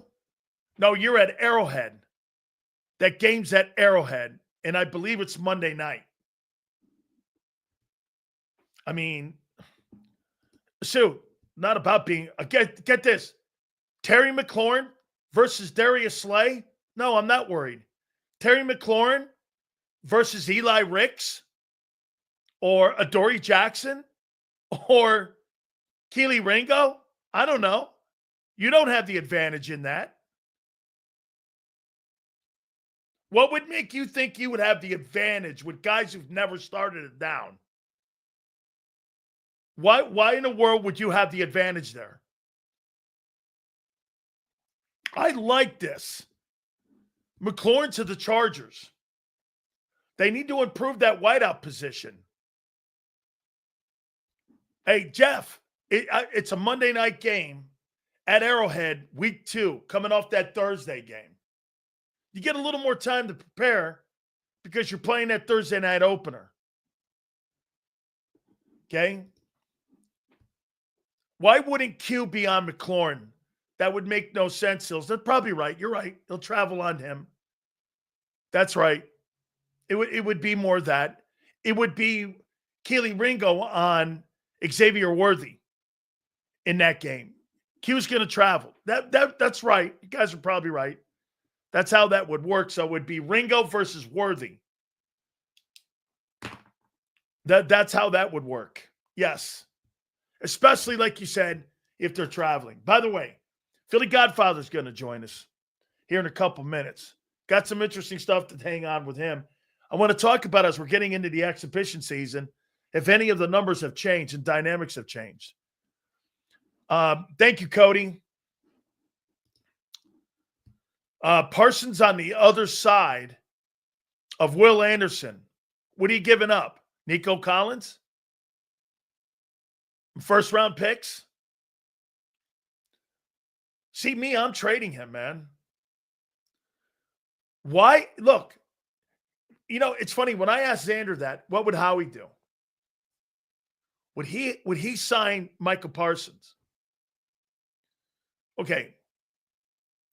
Under the contract that Dak has or under the contract that Jalen has? Howie can sign players to the Eagles because of the deal that Jalen has. Dak Prescott's contract. Let's do this. Let's go here. What is Jalen Hurts' cap hit this year? And this is why Howie would not sign, in my opinion, Micah Parsons in Dallas with the current contract that Dak is under. What's the salary cap hit for Dak Prescott's contract in 2025? It's $52.9 million. Okay? What's the cap hit for Jalen Hurts' contract in 2025? It's $21 million.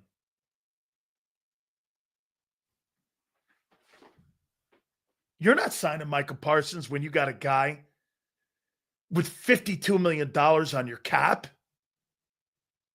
You're not. You'd have to restructure the Dak contract before you could go Parsons. And why, guys, now, Howie would probably figure that out. Okay, he'd probably figure that out, but Jalen Hurts' cap hit is $20 million. And in today's NFL, your starting quarterback? I mean, that's here. Let me do one more here. Just to make sense and see what Kansas City. What's Patrick Mahomes' cap hit in Kansas City in 2025? Get this. His is $28 million. It's $7 million more than Hurts's. Jalen Hurts' contract allows you to do shit. And by the way, now that I know that Jalen Hurts' contract is $20 million, the Michael Parsons conversation is not totally stupid. That's not stupid. I think it's unrealistic, but it's not stupid. They could make that work. Now, again, they got to, and especially with void years, they could make that work if they wanted to.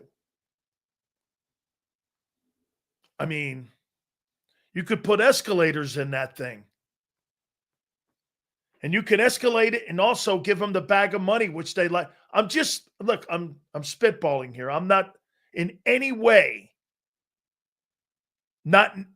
telling you that that's realistic. But I don't think it's over the top. Okay? Sills, that means if you combine Hurts and Mahomes' contracts, they're still cheaper than Dak's when combined. That's why Jerry Jones is in the position he's in now. Think about that. That's a great take. G Gunn comes up with the take of the day. Patrick Mahomes and Jalen Hurts' cap hits combined don't equal Dak's. $49 million between the two. Dak's is 52 himself. I mean, that's all you need to know about contract negotiations and structuring of deals. That's right. And get this. That's a great take. 4 Super Bowls between them. And you got guys that have a less of a cap hit than what Dak Prescott has in Dallas. That's such a great take, K-Gun. Good for you. That's what I'm talking about, man. This dude right here, man, that's a fucking great take. That's why those organizations, Kansas City and the Eagles, are doing laps around everyone else. You can sign, get this, Kansas City and the Eagles legitimately could sign Michael Parsons if they so wish. But you know, what's the one thing that these two teams are known for? Discipline. They're disciplined organizations.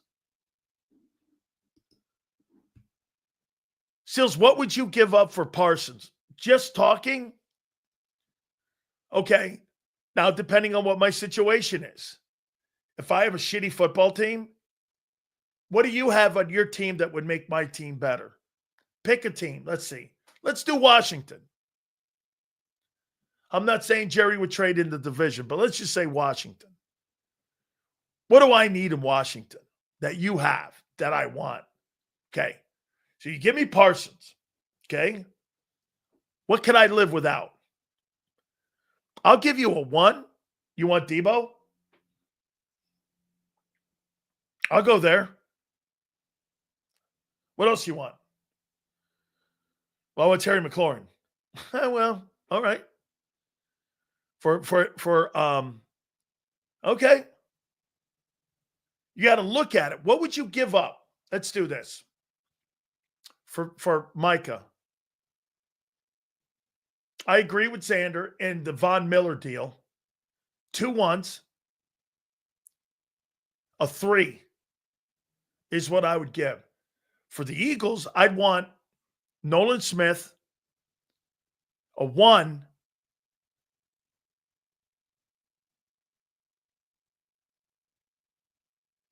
Boy, I need O-lineman. Would you give up Tyler Steen? I need O-lineman. What the hell is a draft pick to me when I need a player right now?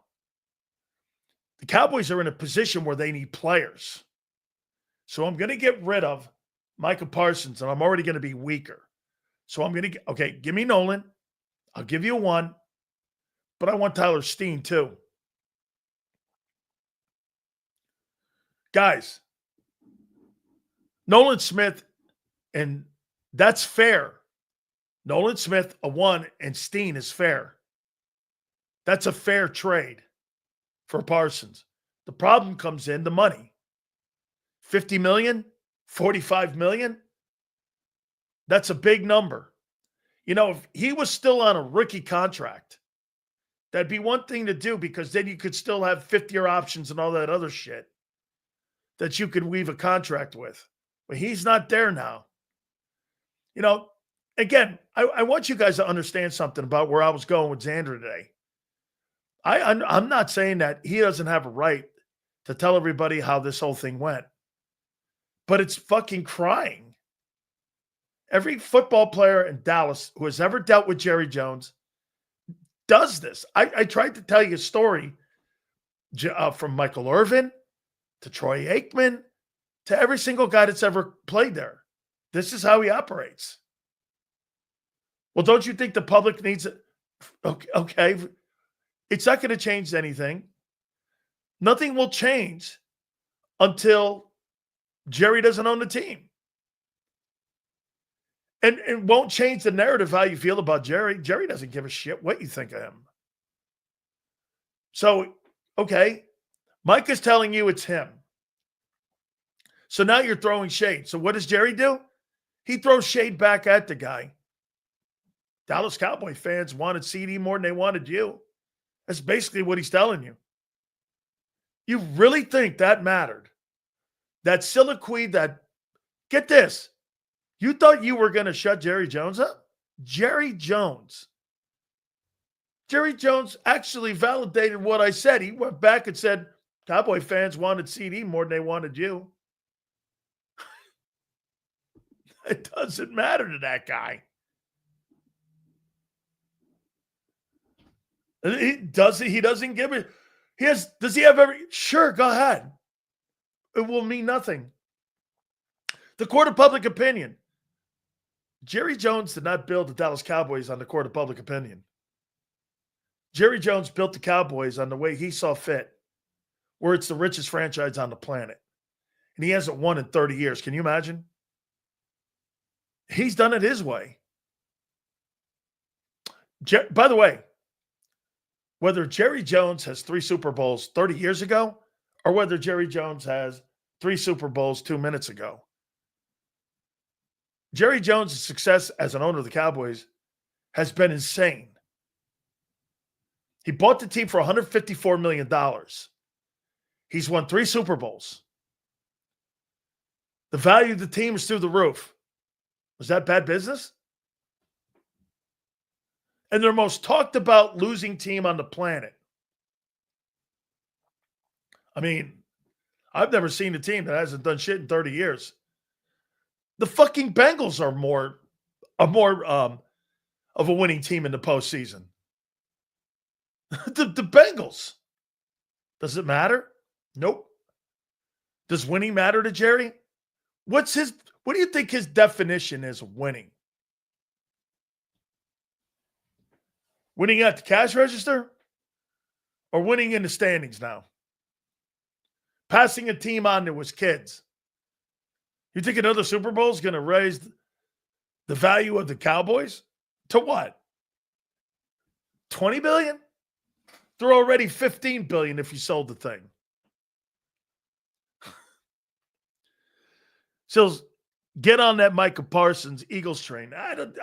Why? It's not realistic. I don't believe it. They got a plan right now, man. And by the way, I don't think Micah Parsons is a Vic Fangio edge rusher. I mean, if you're going to play in Vic's system, you got to be a run stopper.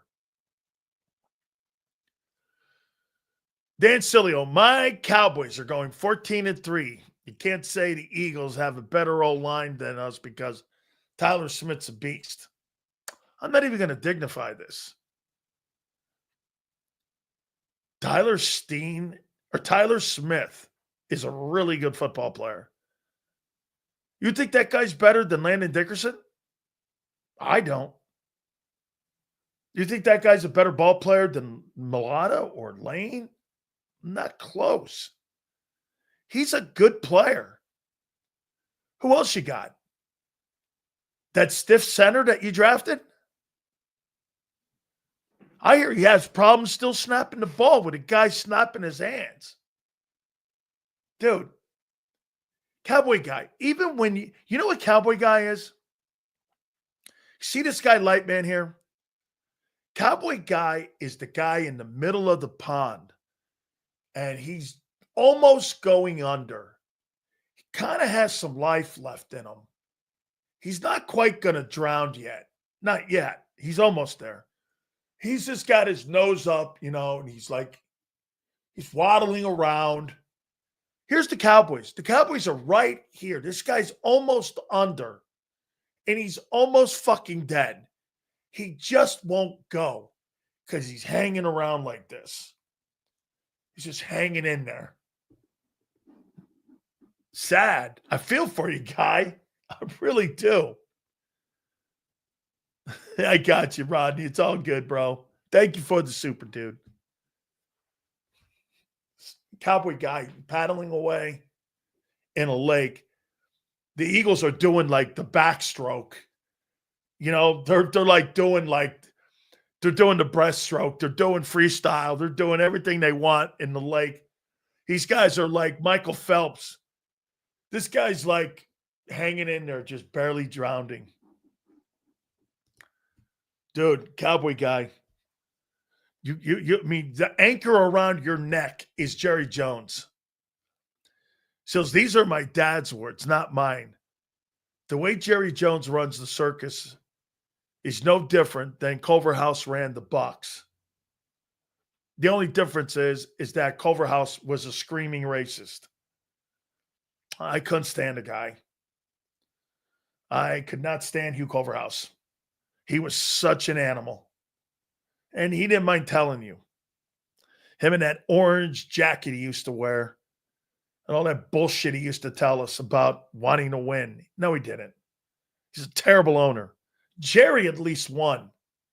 You know what, too, Kyle? I'll say this to you. His first hire was his greatest hire. And he's never had a good hire since. Parcells, probably. Parcells.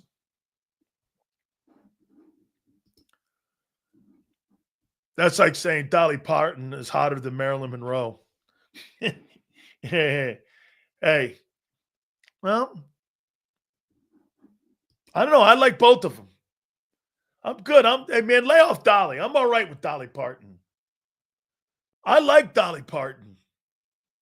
I'm good with that. Hey, by the way, the question that I asked Xander about Ty Robinson being a stiff, I don't think he's a stiff. Remember what I told you, though, earlier in the week when I heard him talking? I knew there was trouble. Okay, he has not been well coached.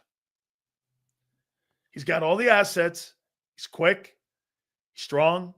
He's got good footwork. He's got all of that. This is a project. Thomas Booker is a better player right now than Ty Robinson. You understand that, right? He's a better ball player right now. So I think Ty's going to have, in my opinion, he's going to have a tough one here this year. There's going to be a learning curve for him here. I'm going to get to Philly Godfather here in a second. Sills, I like Josh Allen, but what is he missing that Brady or Mahomes had? Okay, well, how easy is it to say this? Belichick and Reed? I mean, he's got Sean McDermott. And they had Reed and Belichick. I don't know about you, but how many Super Bowl appearances between those two guys? He's had more. They've had great defenses and a tight end. Allen has Kincaid. He's great. Kincaid is not great. K-Gun. Like I said to you before, there's not one guy on offense that could start in Philadelphia. Not one guy could start on that offense. There's not one player in Buffalo. Kincaid couldn't start over Goddard. There's nobody in there. One last one here before we get missing Parsons, missing contract. How you doing?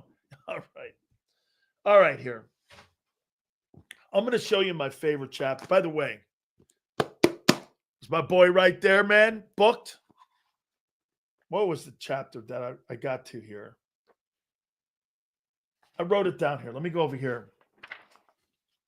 Judgment Day. I like this chapter. And Judgment Day, 193. I want to read you something here, which is pretty dope. Can you imagine this? Government statistics will tell you that I had a slim chance of being acquitted by trial of the charges being brought to me. But the warrior in my heart had no room for surrender. I was about to take the biggest gamble of my life. And probably this is where he is now in his career as one of the top sports bettors. He is our friend, the Philly Godfather. And I'm wondering here, December 6th, 2007. For you, how big a day and how often do you think of December 6th, 2007? Man, I think it's the same day they bombed Pearl Harbor, ain't it? Number 7. 7. Well, they bombed me that day. I think about it all the time. You know, these days I gamble money.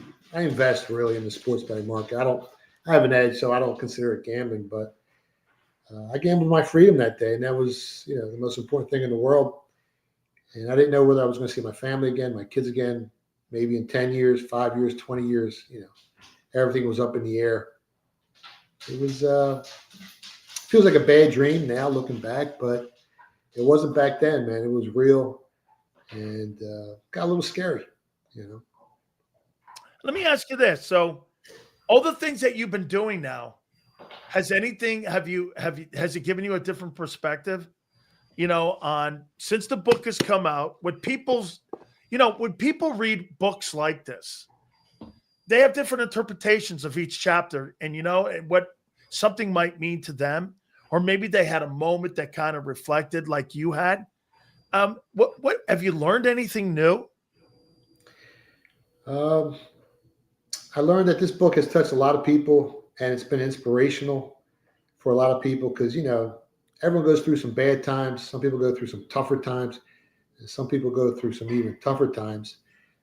And a lot of people have, you know, have told me their stories when they've come to these book signings, and I've listened, and you know, and people have been through a lot. So you never know what people are going through. That's why you always got to treat people with the utmost kindness, with respect.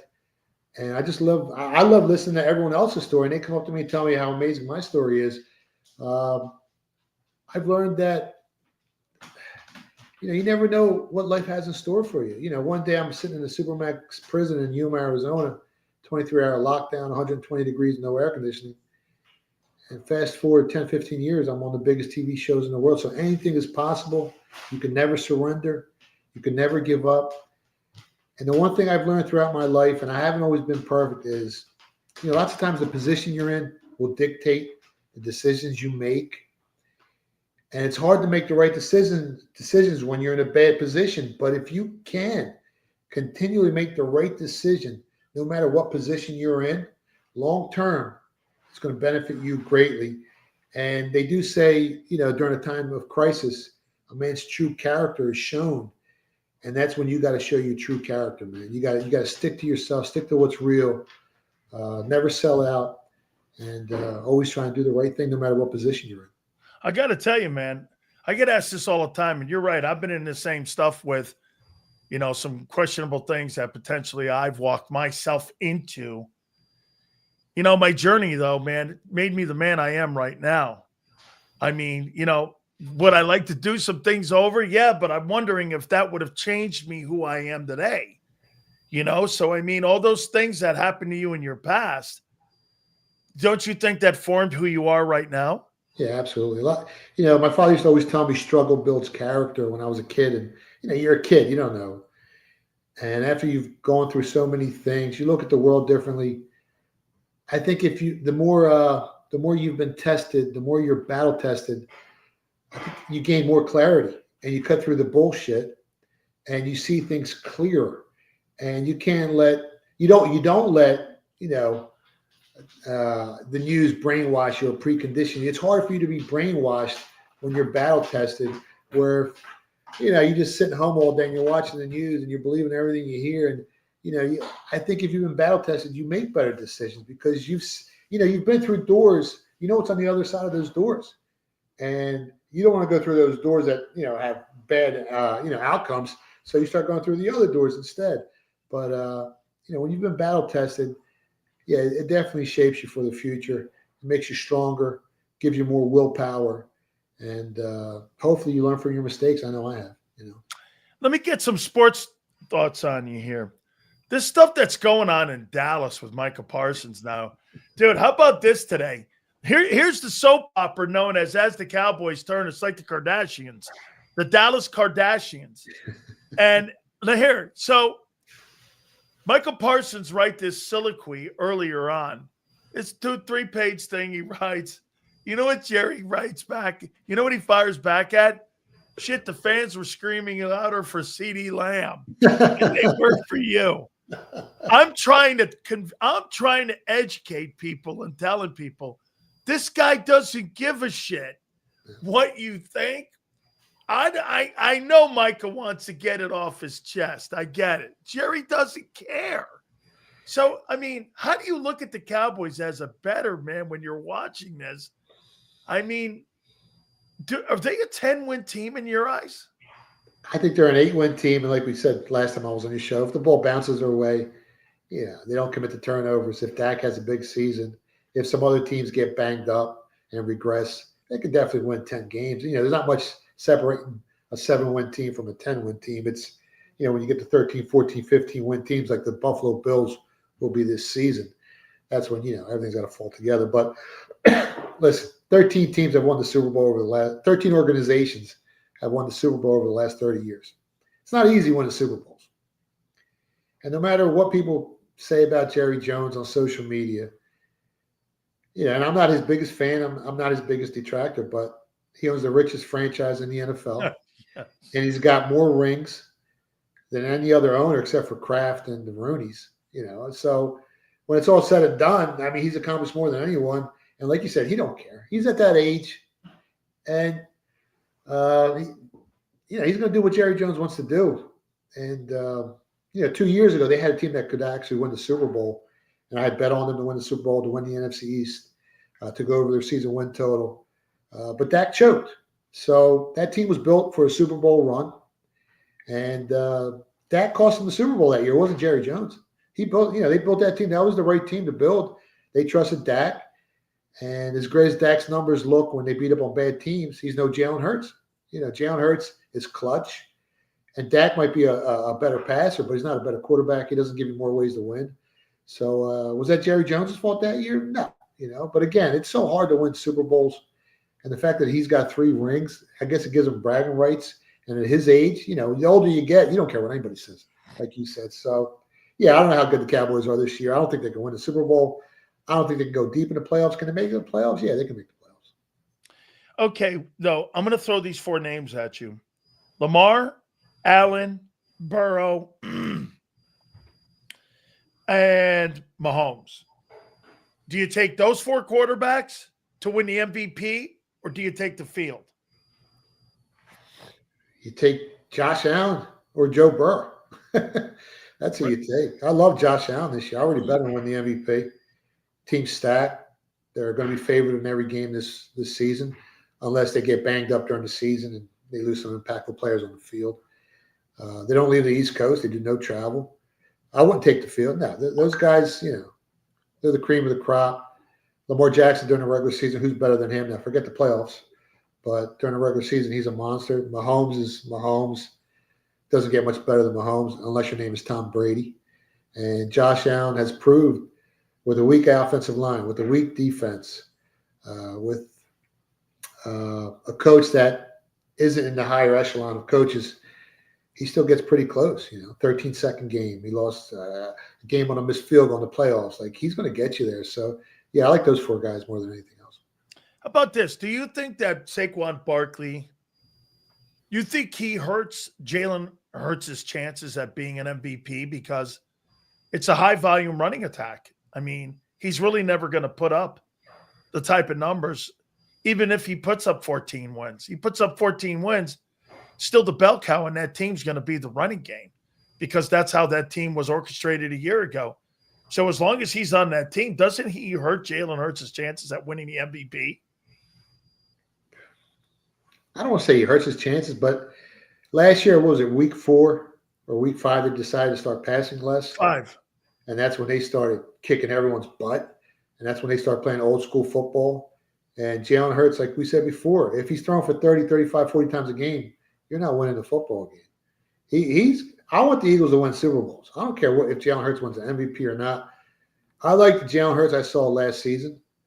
They do more when he does less, throwing the ball. Can he win the MVP?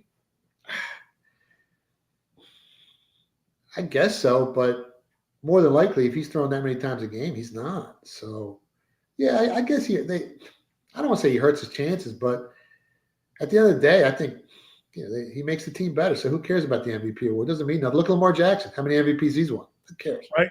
2 of them. What do you make of Jaden Daniels in Washington this year?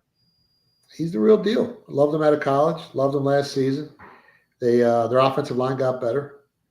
Their team got better. Now they're going to have another year of tape on him, but it's not going to stop him, man. He was beating up those teams, the best teams in college football when he played against them, and he was beating up the best NFL teams in the league last year when he played against them. Other when he was a little banged up in the middle part of the season. I think he's going to have another big year. What do you make of the Bears? Boy, I'll tell you what I'm hearing about Ben Johnson. I talked to a guy in Detroit a couple days ago by the name of Lomas Brown. And Lomas told me, he goes, hey, man, you look up the word savant. This guy, Ben Johnson's the guy. Look at what he did. I mean, and look at what he did up in Detroit for Jared Goff. Now, I'll give Jared Goff a lot of credit. Look at the coaches that he had up there. So he's been with Sean McVay in L.A., and he's been with this guy. You see why that guy has really put up great numbers and a lot of wins in his career. Jared Goff is underrated in the NFL, but the impact of Ben Johnson in Chicago will be what this year? Are you picking them as one of your dark horse teams? Yeah, it's going to be massive. It's going to be huge. We already bet them to go over 8.5 wins their season win total. We nibbled on them at 44-1 to win the whole thing. Can they win it? Everyone's going to have to bounce their way, but I think they can go deep in the playoffs, and then we'll have an opportunity to hedge if we feel we need to hedge. Caleb Williams last year had flashes of brilliance, but inside the red zone he struggled. And I think that's where the coaching is going to make a big difference this year for that Bears team and for that young quarterback. They lost a lot of close games last season, and they're going to be much better this year. I mean, the city of Chicago is going to be really happy by the end of the year. They're going to surprise a lot of people. And, yeah, it's massive. That coaching's huge. I mean, look at Andy Reid and Spags. Every year you say that team ain't that good. They don't look as good as they did. And every year they win 14, 15, 13 games. I mean, coaching, it's massive. Who are the Rams? Are you expecting them also to go far this year? Because, boy, man, I really love – I think they're a smaller version of what the Eagles are. Because if you look, doesn't it look like the same? Over the last 6 years, they've been to 2 Super Bowls, won 1. Sean McVay has won 4 division titles in his 8 years. You want to hear something crazy? He's younger than Nick Sirianni. I mean, this guy's he's the second youngest coach in the league, and he's got 4 division titles in 8 years that he's won there, and he's got 2 NFC titles and a Super Bowl, and I'm not even sure he's 40 yet. I mean, it's insane. What do you make of the Rams? He's one of the best coaches in the NFL, and anyone that says he's not, they're out of their mind. Crazy. He's accomplished so much at such a young age. It really all falls on Stafford. I mean, how I know he's a little banged up. He's had some elbow problems. But pay attention to him. Can he make it through the season without getting hurt? He's a warrior. He's a gladiator. He's one of my favorite quarterbacks. If he can stay healthy, the Rams are going to be right there. They were there last year. Came to Philly. They lost in the playoffs, but the Eagles were really strong last season. Yeah, they got a great shot. My son Matt, he picked the Rams to win it all at 28-1, which offers a lot of value. They're definitely going to be in the playoffs again this season. They're probably going to win the division again, and they're going to be tough to beat. They're going to be a tough out for anyone. Couple last ones here for you. College football, in your opinion, I'm going to do the same thing here for you. Texas, Georgia, Ohio State, Penn State, and you look at, is there anybody, in your opinion, that could sneak into that mix? I talked to Dabo Swinney the other day. You think Clemson has a shot to get into that conversation? Yeah, if you look at their schedule, I mean, another year with Klubnik. Plus the quarterback, right? Yeah, and I think they're now down to 10-1. They got LSU in the opener. Yeah, they're going to beat them. Texas now the odds-on favorite. They passed Ohio State. Then it's Ohio State. Then it's Penn State and Georgia. And then it's Clemson on the outside. But any of those 5 teams can win it all this year, depending on, what happens. Some guys get banged up. I like Texas. I already took them at 6-1. I took Archie Manning at 9-1 to win the Heisman. Penn State right now, probably going to win the Big Ten. You can get like 3-1 on that. I like that bet a lot. Their season win total is 10.5. I think they go over. Penn State's going to be really good this season. And Clemson's going to be right there as well. They're the teams I like. All right, finally here. Phillies, post-trading deadline. We're punching away. You got them going deep, huh? Yeah, I got 5,000 on them at 11-1 and 10-1 to win the whole thing. I bet it before the season started. I gave it out on your show. I was betting them, hoping they would get the closer. They got the closer. Guy's nasty, throws over 100 miles an hour. He makes guys miss like they're swinging at ghosts. And they got a right-handed, bat that has some pop. So they're battle tested. They've been there 2 times in the last 4 or 5 years. It's time to ring the bell, Dan. They're going to win the whole thing this year. It's going to be them in Detroit in the World Series. And bookmark this, save this, and then we can play it later. You got it, man. Phillies and Tigers. I'll tell you what, Gary Sheffield thinks the same way. He loves that Tigers team. He thinks they got the best pitcher on the planet. And they think they're going a long way, man. That's a great take, the Tigers. Yeah, we gave them at 30-1 before the season started. Playing well too, Yeah, and the Padres, they picked up a lot of weapons. Mariners got strong, but if you look at the odds-on favorite, the Dodgers are still the odds-on favorite. The Phillies now have the second best odds to win this World Series, and then it's the Tigers. So if you paid attention to our advice before the season started, you're sitting pretty. Make sure you get the book here. Judgment Day is my favorite chapter, okay? Make sure you guys get the book. We appreciate our friend. Make sure you check him out. How can they find you on social media, and how can they find you giving out money to people? I'm on X at Philly Godfather. The website is thephillygodfather.com. And if you want to buy the book, you get an autographed copy if you go to phillybooked.com. If you go to Amazon, ship the order, you probably get it the next day, but it won't be autographed. And the book signings have been great. People have been so nice. I mean, it's amazing. We had one last night, torrential rains, tornado warnings, and we still had like almost 30 people show up. And we had flooding out here. It was nuts. And people were coming in all soaking wet. And I'm like, this is amazing. Like, it's really touched a lot of people, man. And,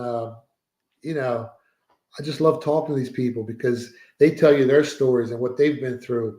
And it's a beautiful time. They also got me talking at Westchester University, September 16th at 7 p.m. in front of all the college kids on stage. And I keep thinking to myself, this is surreal. I didn't even graduate high school, and now I'm a public speaker at a college. And after that, we might be speaking at Villanova. This is getting kind of, I don't know. It's getting kind of weird. I like it, man. I like it. Guess what?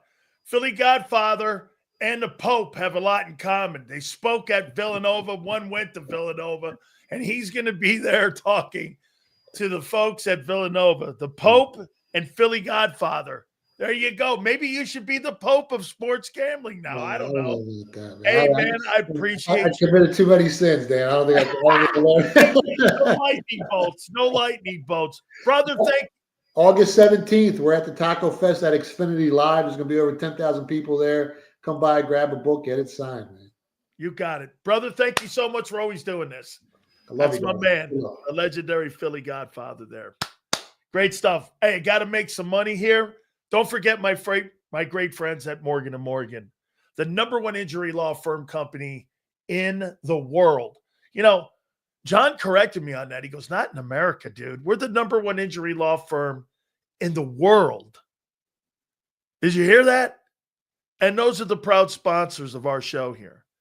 The #1 injury law firm in the world, not just America. John's like, get that right, man. And why is that? They win. Their legendary win. They win.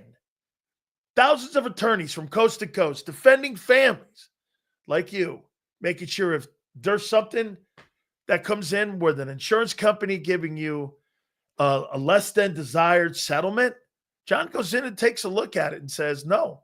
And by the way, like I said, they don't get paid unless you win. Simple as that. Go to forthepeople.com/big sales or pound law 529. That's forthepeople.com/big sales or pound law 529. And do me a favor. You tell them Big Sil sent you.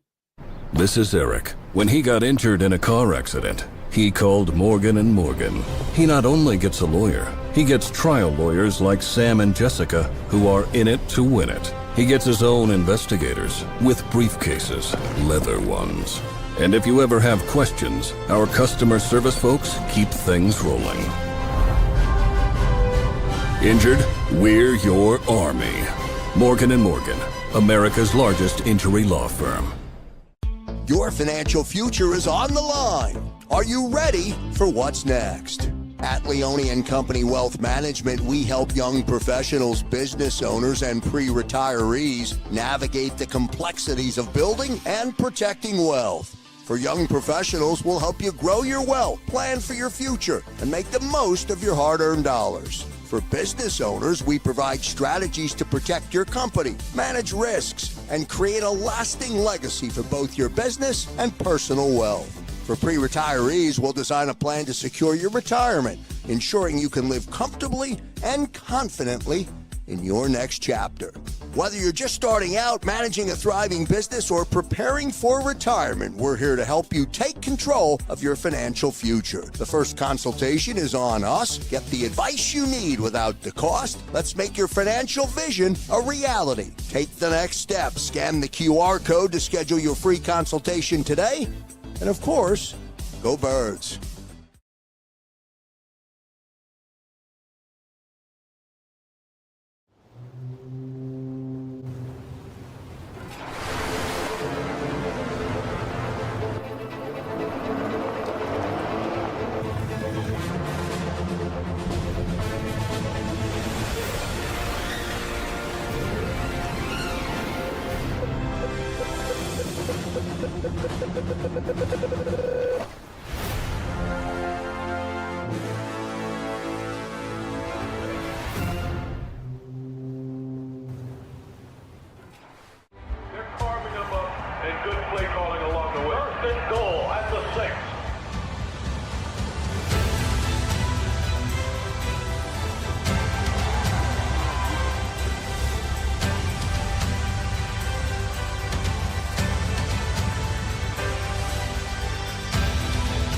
Field of life, First Trust Bank is there for you. Champions on 3. 1, 2, 3. Because Philadelphia dreams deserve a Philadelphia bank. In our hometown, we all look out for each other. We step up to keep our communities going strong. And at Independence Blue Cross, we're here to keep you going strong as the #1 health insurer in the region. No IBX is always looking out for you. EAGLES, Eagles.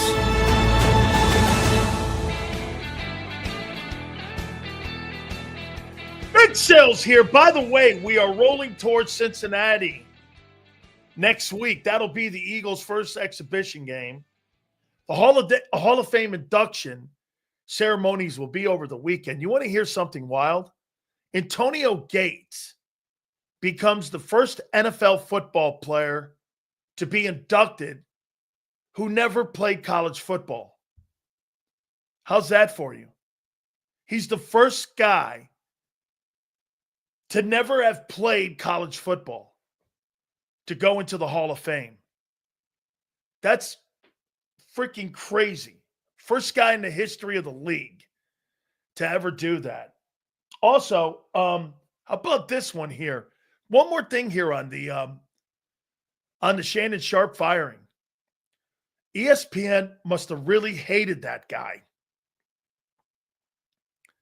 And I'll tell you why. You fired that dude prior to your brother going into the Hall of Fame to embarrass your family, heading into the Hall of Fame, and you couldn't wait till Monday to fire Shannon Sharpe? I mean, timing's everything.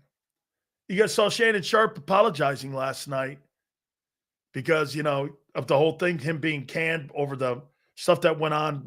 I mean, ESPN hated you so bad that they fired you so that it would embarrass your family for the Hall of Fame induction ceremonies for your brother Sterling going in to the Pro Football Hall of Fame. I mean, that just shows you again right there, man. There's no way they really like that guy, or they would at least have waited till Monday on that. All right. John will have a ton of updates on what's going on. By the way, I'd love to hear what's going on with Zach Bond. Probably nothing, probably just being precautious there with him and his back, but I think he missed practice again today. That's 3 in a row. Probably being a little bit, again, being careful there with that. So stay tuned now for Birds 365. Have yourselves a great weekend. Hall of Fame over the weekend on Saturday. Monday, 2 to 6, rolling towards Cincinnati. First week of the exhibition season. Have a great one. 2 to 6 on Monday.